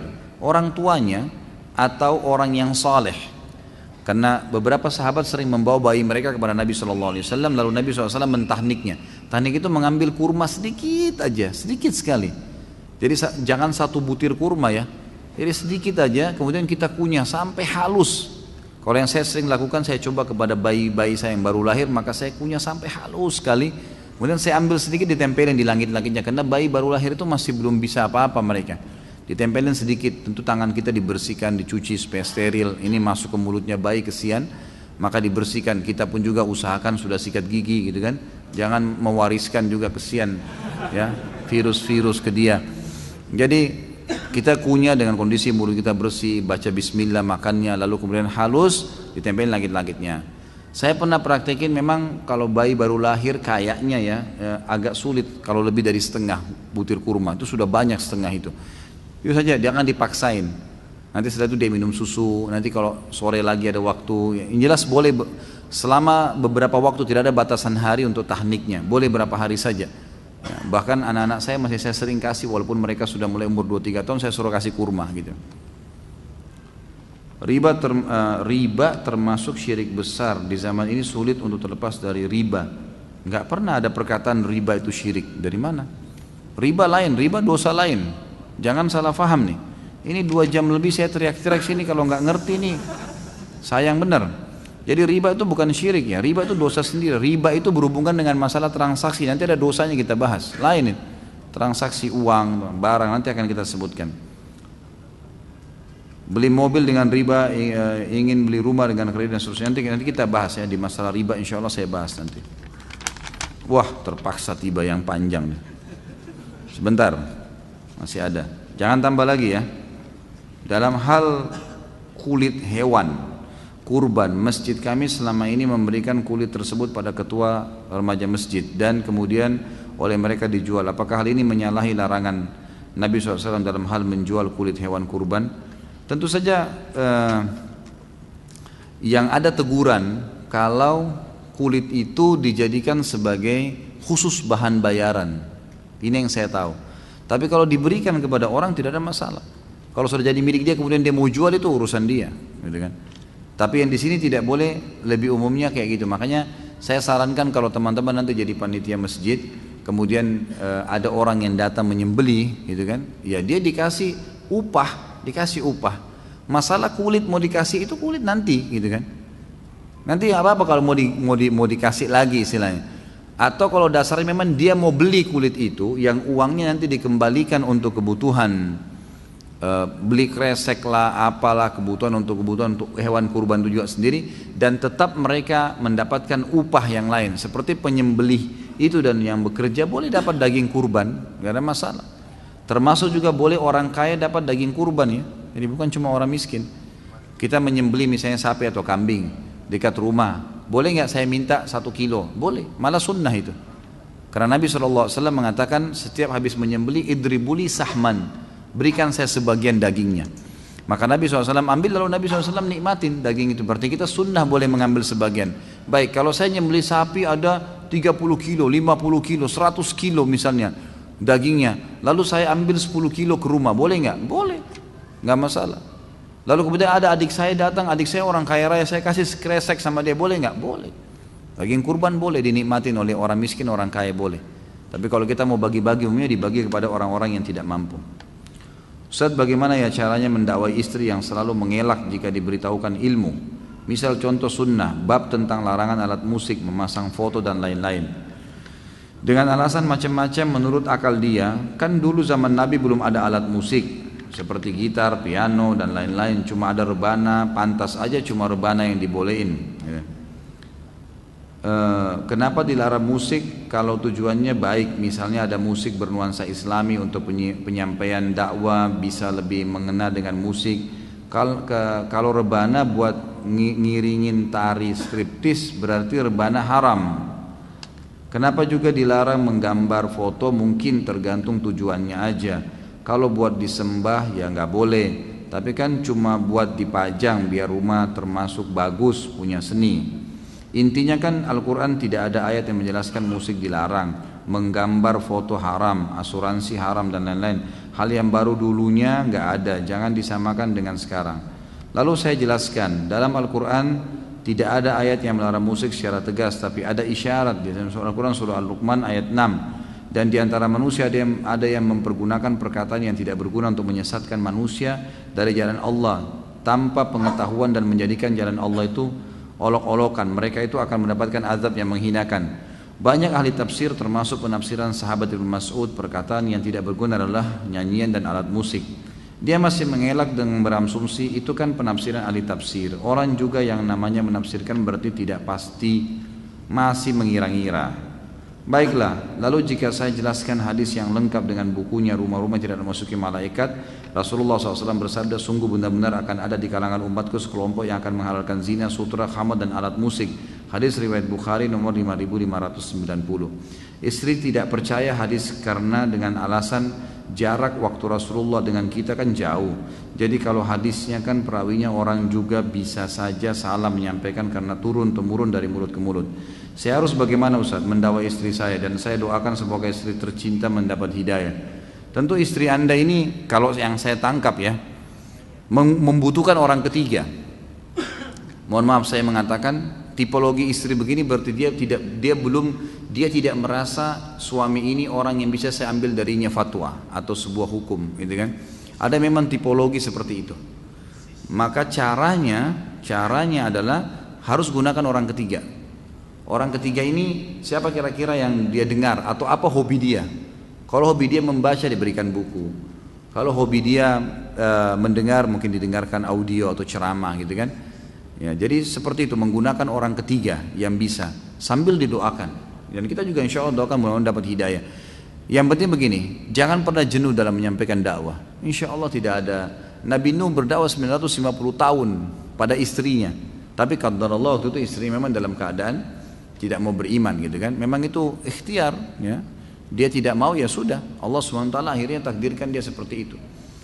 Itu saran saya pertama, gunakan orang ketiga. Yang kedua, cobalah jangan tumpukan saya melihat ini karena pihak si suami lebih dominan sudah faham sunnah, si istri belum. Karena terbukti perkataan-perkataan seperti mengatakan itu kan cuma perkataan ahli tafsir. Dia tidak tahu siapa itu Ibnu Abbas. Ibnu Abbas ini memang dia mengambil langsung dari Nabi SAW, gitu kan? Ibnu Mas'ud memang dia langsung sahabat Nabi yang belajar dari Nabi SAW hadis, dan dia bersumpah atas nama Allah, surah Luqman ayat 6 itu adalah musik, bersumpah. Ya, jadi memang begitu, dan coba gunakan kata-kata atau penyampaian kepada istri seperti ini sesuatu yang tegas. Jadi ini loh dalilnya, jelas haram gitu. Dan kamu harus bisa menerima karena begini. Ada tipologi istri memang yang harus dengan cara seperti ini haram jelas. Kamu mau berargumen apapun tetap tidak bisa. Kalau masalah kasus kamu bilang jarak kita dengan Rasulullah SAW jauh, berarti kamu seakan-akan mengatakan mustahil agama bisa diterima sekarang. Kalau begitu berarti semuanya akan diprotes, semua akan ditinggalkan. Ini kan semua argumen yang disampaikan hanya karena menepis. Kalau saya lihat ini karena butuh orang ketiga, Allahu a'lam. Jadi mudah-mudahan saja ya Allah berikan hidayah, insya Allah. Baik, ada pertanyaan yang sisa yang lalu. Bagaimana hukum jika panitia kurban melelang kulit dan kepala kurban dan hasilnya dimasukkan ke kas masjid? Saya tadi sudah jawab ya. Insya Allah ini mudah-mudahan masih bisa ya. Apakah benar di alam barzah para penghuni kubur saling mengunjungi, saling bertemu ruh mereka yang sudah mati? Mohon penjelasan. Setahu saya tidak. Setahu saya tidak. Masing-masing sibuk dengan kuburannya sendiri. Ya, masing-masing sibuk dengan kuburannya sendiri. Oh iya, sebelum saya lupa ini apa? Saya mengucapkan jazakumullah khair kepada ikhwah dan akhwat yang sudah partisipasi di sumbangan komputer ya. Ini alhamdulillah laptopnya sudah ada. Kemarin kami butuh 2 dan masya Allah sudah ada yang menyetor langsung fisik laptopnya. Semoga insya Allah Anda termasuk dapat panen pahalanya setiap kali di-upload dan diedit ceramah-ceramah kita ini. Dan alhamdulillah Anda bisa lihat sendiri di YouTube pengunjungnya pasti rata-rata ribuan, bahkan sudah ada yang hampir ratusan ribu pengunjung yang mengikutinya.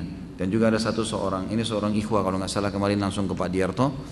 Kemudian ada juga yang langsung ke saya, seorang ibu yang langsung menyetor uangnya cash untuk membeli laptop dengan spek yang memang sudah kita tentukan. Kemarin memang ada spek yang diberikan oleh Pak Diarto, kurang lebih harganya sekitar 11.400.000-an ya, nggak salah harganya itu. Di sini ada speknya dan alhamdulillah sudah ada lah ya, istilahnya sudah ada. Dan alhamdulillah berita gembira bagi yang sudah menyumbang. Apakah benar dalam Islam dilarang nongkrong atau apa ada adabnya? Boleh, bukan tidak boleh. Nongkrong maksudnya di pinggir jalan ya, kumpul-kumpul itu boleh. Karena ini memang dalam hadis Nabi SAW pernah disebutkan, hadis Bukhari. Kata Nabi SAW, jangan kalian duduk-duduk di pinggir jalan.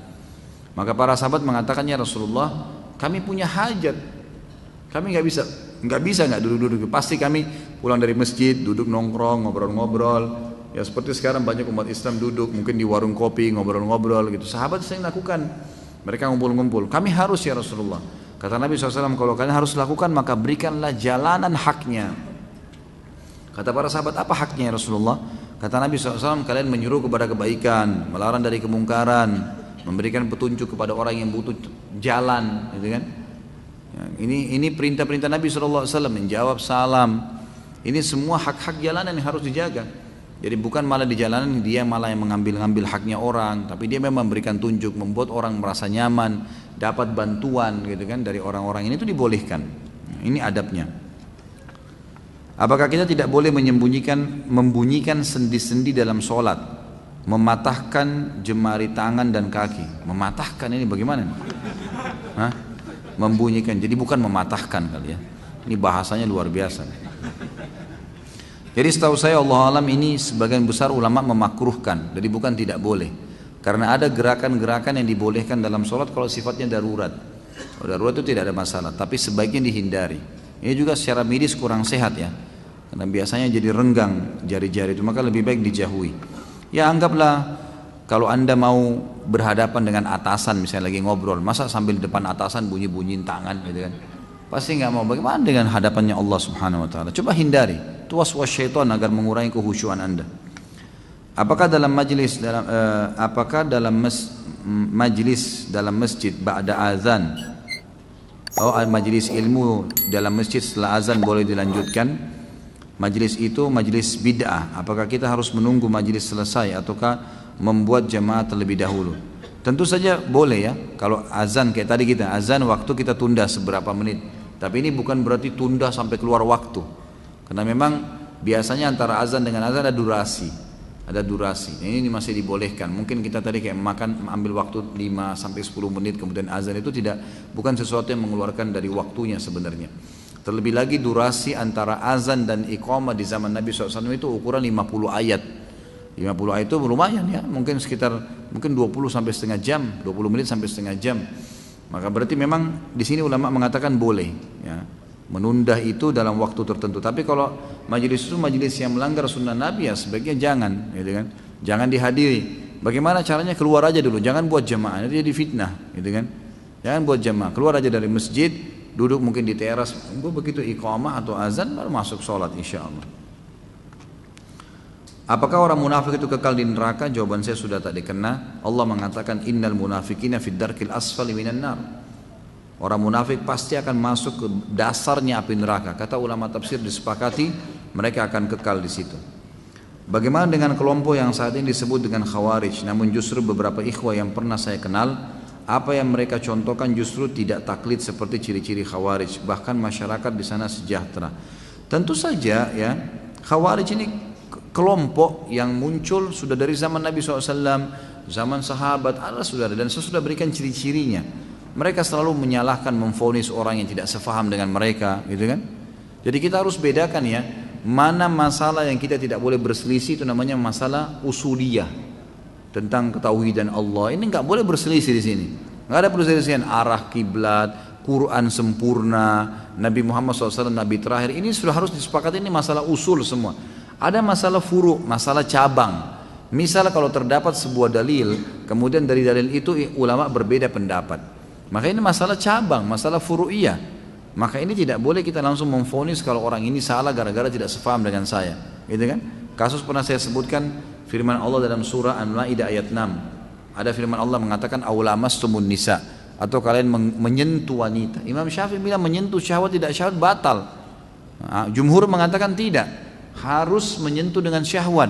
Karena ada hadis Bukhari menjelaskan Nabi SAW pernah mencium istrinya keluar ke masjid jadi imam dan tidak uduk lagi. Maka di sini ada pendapat Imam Syafi'i menjelaskan masalah itu. Kita tidak boleh langsung memvonis pendapat Imam Syafi'i salah di sini. Beliau ulama besar, beliau berijtihad gitu kan. Tetapi sebagai penuntut ilmu yang bijak, kita harus memang menerima dalil yang paling kuat. Di sini tidak melihat individunya. Bukan berarti kita tidak menghormati Imam Syafi'i, tapi karena jumhur punya hadis yang menjelaskan tentang masalah hadis Bukhari Nabi mencium Aisyah dan keluar tanpa uduk lagi menjadi imam. Ini ada hadis sahih, berarti ini yang lebih kuat, gitu kan? Kita bisa menerima seperti itu sebagai penuntut ilmu. Ustaz, apa program infak sosial dari Ustaz yang berikutnya? Kemarin sudah saya jelaskan masalah laptop, dan sekarang untuk kegiatan dakwah sementara saya dan Akhdiarto sudah terpenuhi, alhamdulillah, dan jazakumullah khair. Sekarang programnya laptop kita siapin untuk dai-dai. Jadi kalau ada jemaah yang mau nyumbang silahkan, nanti kita akan bagi-bagikan kepada dai-dai kita supaya mereka bisa lebih sistematis menyusun bukunya, karya-karyanya gitu kan. Jadi kita coba carikan yang spek-spek yang bagus juga, ya, yang insya Allah layak lah untuk Ustadz. Karena selama ini Ustadz ini selalu dianggap remeh gitu ya. Saya terus terang sulit untuk menerima itu, padahal dai-dai ini adalah pewaris para nabi. Harus difahamin masalah itu. Saya subhanallah, awal saya balik dari Madinah sekitar tahun 98, tahun 99, tahun 2000 saya pernah ke Jakarta. Tahun 2000, 2001 kalau waktu itu saya ke Jakarta, masih tinggal di Makassar. Kemudian saya mendatangi, ada salah satu kenalan ayah saya, masih ada hubungan kerabat tapi jauh. Beliau memang direktur satu perusahaan besar gitu di Jakarta, saya nggak usah sebutin. Kemudian waktu itu pertama kali HP ada, HP-nya masih HP yang besar-besar, mahal-mahal HP-nya gitu kan. Ada juga jenis HP yang keluar yang murah. Kemudian saya datang, saya kebetulan waktu itu memang rencana mau beli HP ke Jakarta, gitu kan. Kemudian saya mampir ke kantornya, lalu dia tanya, Khalid, ada pakai HP? Saya bilang, saya rencana baru mau beli, alhamdulillah ada uangnya gitu. Terus dia bilang, biar saya yang beliin udah. Oh, silahkan, kalau mau dibeliin silahkan, mau cari pahala, fadhal gitu kan. Dia nggak ada masalah. Terus dia telepon sekretarisnya, dia bilang, tolong beliin satu HP ya, ini buat ada Ustadz dari Makassar. Baiklah, kata sekretarisnya, baiklah. Terus kayaknya ditanya sama dia, HP seperti apa yang mau dibeliin, jenis apa, yang mana gitu. Terus bahasanya dia nggak enak waktu itu. Dia sempat bilang, ya HP-nya Ustadz lah yang bagaimana gitu. Maksudnya ya HP biasa saja gitu. Wah, ini nggak enak nih. Mentang-mentang ustadz nggak apa-apa, asal jadi saja. Ini pewaris para nabi diginiin gimana? Hah? Tersinggung saya ini. Padahal satu alim, satu dai itu bisa menyabarkan 1000 orang miskin. Satu dai itu bisa memotivasi 1 juta mujahid berperang. Itu luar biasa seorang alim itu bobotnya. Sampai kata Nabi SAW, Allah kalau mau angkat ilmu agama ini, Allah nggak angkat begitu saja, tapi Allah matikan para ulama. Begitu mati hilang sama ilmunya, habis. Manusia jadi sesat kalau mereka nggak ada. Dari mana mau tahu ini? Kedudukannya luar biasa. Saya bilang udah terima kasih, nggak usah. Alhamdulillah saya bisa beli. Udah saya pergi. Semenjak itu subhanallah saya buat program untuk menunjukkan kalau dai juga mampu, gitu kan? Saya selalu tunjukkan begitu, selalu coba berusaha kembangkan usaha, kembangkan apa supaya jangan dianggap remeh dai-dai. Mestinya begitu, Allahu alam. Itu program. Jadi kita mau coba ya bagaimana dai-dai ini ditingkatkan level mereka dari sisi ekonomi dan luar biasa. Saya semalam kedatangan beberapa ikhwah yang sempat diskusi sama saya di Ajwad di restoran. Lalu saya berikan saran-saran. Saya bilang program saya sekarang, saya mau bagaimana dai-dai ini betul-betul ada Islamic Center mereka. Semua dai-dai yang kompeten, yang luar biasa kapabilitas ilmunya mereka bagus, mereka memang dai-dai yang kompeten lah di bidangnya, memang ahlinya di ilmu hadis, di ilmu dakwah, di ilmu akidah. Kita keroyokin buatin Islamic Center, mereka nanti di situ tinggal, mereka buat kelas pelatihan dai, kaderisasi, kemudian punya pesantren di situ. Nanti orang-orang mereka pun buat jadwal, hari Senin ada sirah, hari Selasa ada akidah, hari ini buat seperti kelas, orang datang sekolah gratis gitu. Daripada sekarang ini masih berserakan ke sana sini jadwalnya. Kita adakan itu dan itu lebih fokus. Kemudian kebutuhan mereka kita penuhin. Kita harus punya satu sumber basis dana yang kita penuhin. Karena kayak di Saudi itu, semua ulama itu sudah luar biasa. Mereka cuma tahu dari rumah ke masjid, dari rumah ngajar di kampus, mereka ngetik karya-karya bukunya banyak tertulis karena mereka kebutuhannya sudah terpenuhi semua. Bahkan rumah-rumahnya dikeroyokin oleh jemaah pengajiannya untuk ada yang bayarin gulanya, ada yang bayar berasnya, ada yang bayar listriknya. Jadi dia sudah nggak pusing. Ini orang-orang cari pahala, dia pun akhirnya bisa lebih fokus gitu. Kalau enggak susah. Kadang-kadang subhanallah kesian ada dai-dai yang saya tahu mereka dari ceramah habis itu keluar, ada yang sampai ngojek gitu, ngantar orang. Ustadz dai yang mestinya dihormatin di masyarakat malah susah. Ada yang kesian sampai jualan apa, jus, jual sesuatu yang menurut saya nggak perlu. Ilmunya lebih mahal daripada itu ya. Nah ini hal-hal mendasar ini yang saya inginkan. Jadi mungkin kita buat program-program untuk dai. Makanya ada pengadaan motor. Kedepannya insya Allah saya akan adakan pengadaan mobil buat dai-dai. Kemudian juga ada pengadaan tempat tinggal. Saya bahkan punya ide kemarin untuk mengadakan properti satu komplek perumahan khusus untuk ustadz-ustadz. Jadi kalau dibutuhkan nanti mau cari ustadz siapa sudah di komplek itu gitu kan. Bahkan ustadznya bisa jadwalnya ganti-gantian di masjid itu ngajar, orang sudah bisa datang, maka bisa lebih terkumpul lah di satu tempat ya. Bukan seperti itu. Kalau yang terdekat juga ada kurban, ya. Kurban ini dengan kambing ada, dengan sapi ada. Kambing itu dengan 2 juta rupiah dan sapi itu dengan 10 juta rupiah. Ini yang terakhir.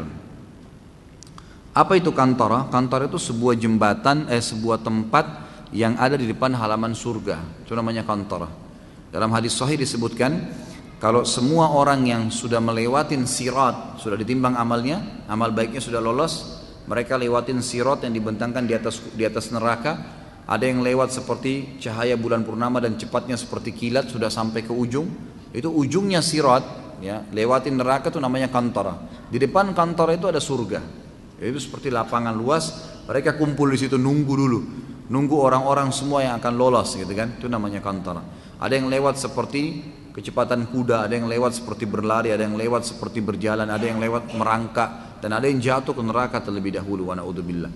Ya, ini kantara sebuah tempat yang mereka akan berkumpul nanti sebelum masuk ke dalam surga.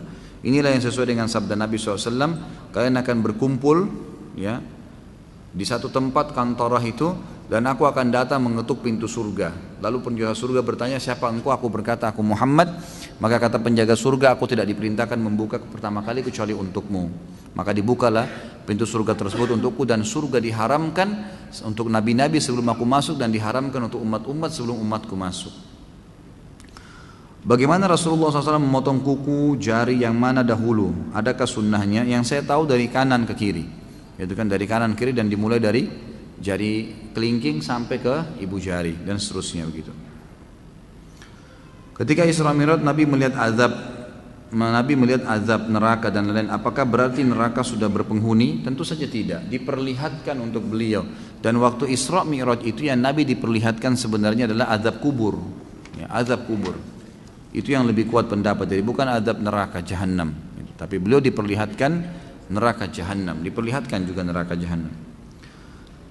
Ketika Rasulullah SAW mengirim surat kepada Raja Heraklius agar mereka beriman kepada Allah, di awal suratnya dikatakan Assalamu ala man ittaba'al huda, keselamatan bagi yang mengikuti petunjuk ini. Apakah sunnahnya ketika salam kepada orang muslim seperti ini? Tentu tidak. Ini khusus bagi surat-surat resmi saja. Kalau ada surat yang ingin dikirimkan kepada pemimpin satu kaum maka dibolehkan. Kalau yang lain enggak, setahu saya enggak.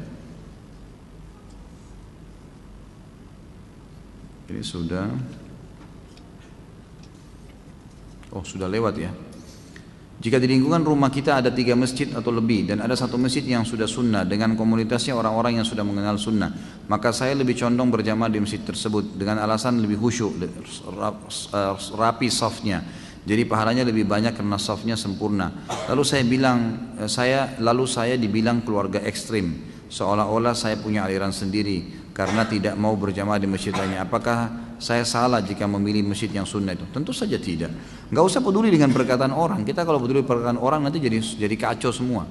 Selama itu benar jalanin, enggak usah ragu.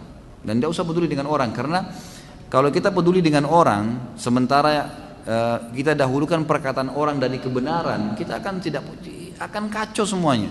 Berapa banyak rumah tangga kacau gara-gara perkataan orang ketiga, gitu kan? Harus punya prinsip. Saya pernah ajarkan, kalau kita diajak sama teman-teman makan di satu restoran, ada makan nasi goreng, kemudian kita begitu buka menu ada mie goreng dan hati kita pengen mie goreng, makan mie goreng. Walaupun teman-teman suruh nasi goreng, enggak, saya mau mie goreng aja.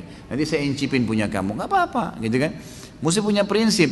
Nanti supaya kita ikut. Kalau enggak, suami kamu tuh begitu ya, langsung ribut sama suaminya. Istri kamu tuh begitu ya, kamu tuh tetangga bilangin begini, tadi si fulan bilang begini, terpengaruh. Untuk apa? Saya bilang sama istri saya, ingat, rumah tangga ini saya, kamu dan anak-anak. Saya pemimpinnya, kamu wakil saya. Instruksi dari saya. Orang lain manapun mau masuk sini menyampaikan satu, harus saya yang ambil keputusan. Jadi nggak boleh sembarangan. Jadi rumah tangga kita punya benteng-benteng. Kalau nggak jadi kacau semua nih. Di masjid yang sudah sunnah, jika ada kajian selepas maghrib, selepas isya, kadang sholat isya ini ditunda sampai kajian selesai dulu. Biasanya sampai 45 menit. Jadi sekitar jam 8 baru sholat. Apakah dibolehkan menunda isya? Ada hadis memang yang membolehkan mentakhirkan isya ya. Tapi saran saya lebih baik sholat dulu seperti kita ini. Jadi tepat awal waktu kemudian baru dilanjutin. Ketika Idul Adha sebentar lagi, mana yang lebih afdal berkurban sapi atau kambing? Sudah saya jelaskan. Maaf ya, kita selesaikan dulu ini beberapa lagi. Wah, ini poligami nanti dulu. Dan dia sudah tahu kalau saya bilang jangan cari gara-gara. Jadi perkataan pertama, afwan Ustaz, sebelumnya pertanyaan bukan cari gara-gara. Ustaz, saya bosan dan bingung. Begini Ustaz, saya tinggal di lingkungan keluarga yang belum sunnah. Andai bisa pergi saya ingin pergi, namun punya tanggung jawab keluarga. Keluarga didakwahin, diajak sunnah nggak mau. Istri sudah berkerudung, suruh berjilbab yang syar'i nggak mau. Suruh baca Al-Quran, anggot-anggotan. Dibangunin sholat malam, malas. Mertua diajak sholat berjamaah, susah. Penghasilan saya masih belum halal, mau keluar diberatin, suruh jangan keluar, mau makan apa ntar, mau minggat kasihan sama anak, mohon penjelasannya. Jadi lakukan hal-hal yang paling sederhana, yang paling mudah. Paling mudah, misal apa saja, tidak usah buru-buru, jangan semuanya langsung ditumpukin. Jadi misalnya fokus, mau istri pakai jilbab syar'i, itu dulu difokus, jangan dulu ke mertua, itu sudah menjabar kemana-mana. Orang terdekat dulu. Mulai dengan pasangan, nasihatin baik-baik gitu kan. Kalau sama istri ini harus ahli rayu gitu. Rayu dia supaya dia mau gitu kan. Jangan kamu pakai jilbab kalau enggak masuk neraka. Susah gitu kan. Rayu dia, insya Allah dengan, masa mesti saya ajarin cara merayu? Hah? Tapi jangan saya nggak bisa kalau ada Pak Yoyo nih. Lain, levelnya saya belum sampai ke situ. Tapi harus bisa dirayu, bagaimana cara yang dirangkul. Perempuan nggak pakai perasaan, dirayu insya Allah bisa. Kamu kalau pakai jilbab, waduh saya sampai tidak bisa kedipin mata kan. Insya Allah pakai jilbab langsung tuh di belakang sudah ada suaranya ketawa tuh. Belum lihat saya itu. Baik, jadi seperti itulah, dirayu insya Allah bisa kan gitu.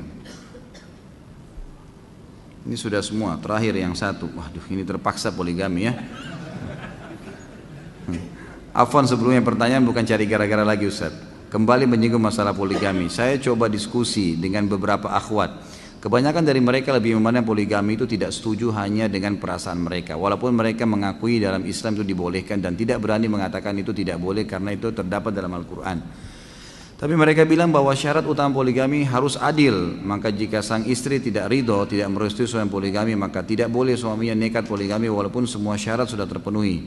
Jadi seolah-olah boleh tidaknya poligami ada di tangan para istri. Jika tidak ada restu istri maka tidak sah dan tidak diperbolehkan karena istri melakukan tidak adil. Apakah benar demikian Ustaz? Tentu saja tidak. Tentu saja tidak. Sama sekali bukan poligami di tangan istri, bukan juga di tangan suami. Tapi ini perintah Allah Subhanahu wa Ta'ala.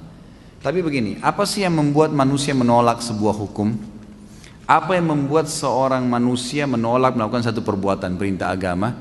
Jawabannya satu, kejahilan. Karena kejahilan akan mendatangkan ketidakamanan. Ini tuh. Kita akan tidak mau datang ke satu tempat karena kita masih jahil dengan tempat itu, sehingga muncul ketidakamanan. Ah, nanti di sana aman gak ya? Kan gitu. Jadi jawab dengan ilmu. Kalau seorang muslim, saya sudah bilang mau poligami, itu program, harus programin. Kita punya satu perusahaan mau buka cabang perusahaan lain, harus punya planning, program, bukanya nanti kapan, apa langkah-langkahnya, itu dilakukan dari sekarang. Target saya poligami 3 tahun, 2 tahun lagi, maka apa yang saya harus lakukan? 1, 2, 3, 4, 5, gulirkan tuh, gitu kan? Dengan bertahap, dengan cara-cara syar'i, dengan berdoa, insya Allah bisa, dengan izin Allah Subhanahu Wa Taala. Tentu yang membuat tadi perempuan kenapa menolak? Karena masalah masih jahilnya dengan masalah poligami. Seakan-akan poligami cuma maslahat bagi laki-laki, gitu kan? Coba antum kumpulin artikel-artikel, semua manfaat-manfaatnya, dibaca antum sendiri, kayakan dulu informasi, baru kemudian jelaskan, baru kemudian ajak, baru kemudian lihatkan fakta-faktanya, bagaimana mereka bisa menerima. Gitu. Seperti itulah, berikan penjelasan dan itu dijadikan sebagai pembicaraan yang biasa sekali pada saat menyampaikan. Dan itu digulirkan. Selain daripada itu ikhlaskan niat. Insya Allah akan bisa. Gitu kan? Insya Allah akan bisa. Saya sampai hari ini, ya, kalau saya lagi bicara dengan istri saya, alhamdulillah, malah saya yang ditanya. Ada satu akhwat yang sempat hubungin dia, kemudian minta, bisa nggak Ustaz Khalid menikah dengan saya? Ini bahasa dari akhwat itu. Kemudian istri saya yang minta istri saya bicara sama saya sambil duduk. Ini ada berita begini-begini. Sampai saya bilang, udah, saya sekarang masih belum ada hajat. Insya Allah nanti saya sekarang akan buat planning dulu, saya ingin cetak buku-buku saya, ingin supaya usaha ini jalan, saya akan melangkah ke sana. Karena dari awal sudah saya jelaskan, konsep hidup saya adalah poligami. Saya akan sempurnakan dengan izin Allah, gitu kan? Tapi dengan cara syar'i, tidak ada sembunyi, nggak ada sesuatu yang transparan. Istrinya sudah tahu semua kalau saya tidak ada yang tersembunyi. Semua A, B, B semua jelas dari awal. Dari mereka tidak ada main-main di belakang itu semua. Tapi subhanallah, karena dia tahu prinsip saya itu dan saya juga sudah punya planning ke situ, maka hampir setiap saat dia bicara sama saya, malah dia yang bicara, gitu kan? Malah dia yang bicara, meminta kesian, ini sudah minta, tidak apa-apa, melangkah aja, saya temanin ya, gitu. Bahasanya begitu. Tapi jangan cemburu ya, yang belum. Ini saya bahasakan, artinya ada begitu. Saya dihubungin oleh seorang akhwat kita, semoga Allah jaga, masih gadis ya. Dia tinggal di daerah Bekasi dan sempat memberitakan ke saya, Ustaz, apa hukumnya kalau saya dilamar sama ikhwan nanti, saya berikan syarat kalau dia juga poligami nikah sama teman saya. Ada akhwat yang begitu. Mau kenal? Langsung senyum semua. Nggak bisa. Nanti orang khusus yang saya kenalkan nanti. Tapi ada akhwat yang begitu, subhanallah, gitu kan? Jadi satu sisi ada akhwat yang begini, oh nggak bisa, harus adil, dia nolak. Satu sisi ada akhwat yang luar biasa. Bahkan dia sebelum nikah dia sudah minta untuk itu. Ada saya pernah ceritakan ini sebagai penutup, akhwat di Makassar, saya kira ikhwah, SMS ke saya, Ustaz, apa hukumnya kalau seorang laki-laki menikahi 3 wanita sekaligus? Ini saya ceritakan karena di sini kan dikasih contoh akhwat banyak yang nolak, gitu kan? Saya ceritakan sisi lain, ternyata di alam kita ini ada orang yang menerima hukum Allah, bahkan mereka banyak komunitasnya, gitu kan? Di Saudi itu sampai yang mengadakan seminar poligami para akhwat-akhwat, ada sama saya cuplikannya tapi dalam bahasa Arab mereka ngomong, gitu kan? Nah di sini dia SMS saya, dia bilang, Ustaz, apa hukumnya seorang laki-laki mengkhidbah 3 wanita sekaligus? Saya bilang hukumnya boleh secara syar'i hukum. Dia akad pertama, kemudian dia pindah akad kedua, akad ketiga, itu boleh saja. Terus selesai SMS, saya penasaran, saya tiba-tiba terlintas tanya, kenapa akhi bertanya begitu? Mungkin ada sesuatu hukum yang mau di follow up setelah itu. Dia bilang, saya salah satu akhwat Ustaz, dan saya sudah sepakat dengan 2 orang sahabat saya untuk menikah dengan 1 suami. Ini bahasa mereka, mau menerapkan poligami sebelum nikah. Ada orang yang seperti itu. Kalau iman sudah berbicara teman-teman sekalian, yang pengecut jadi berani, yang malas jadi rajin, yang miskin jadi kaya, yang lemah jadi kuat. Iman yang bisa mengubah itu semua. Kalau iman masih belum ada, itu susah untuk dibahasakan, gitu kan? Jadi ini semua bahasa-bahasa yang saya lihat karena belum masalah keimanan. Allahu a'lam.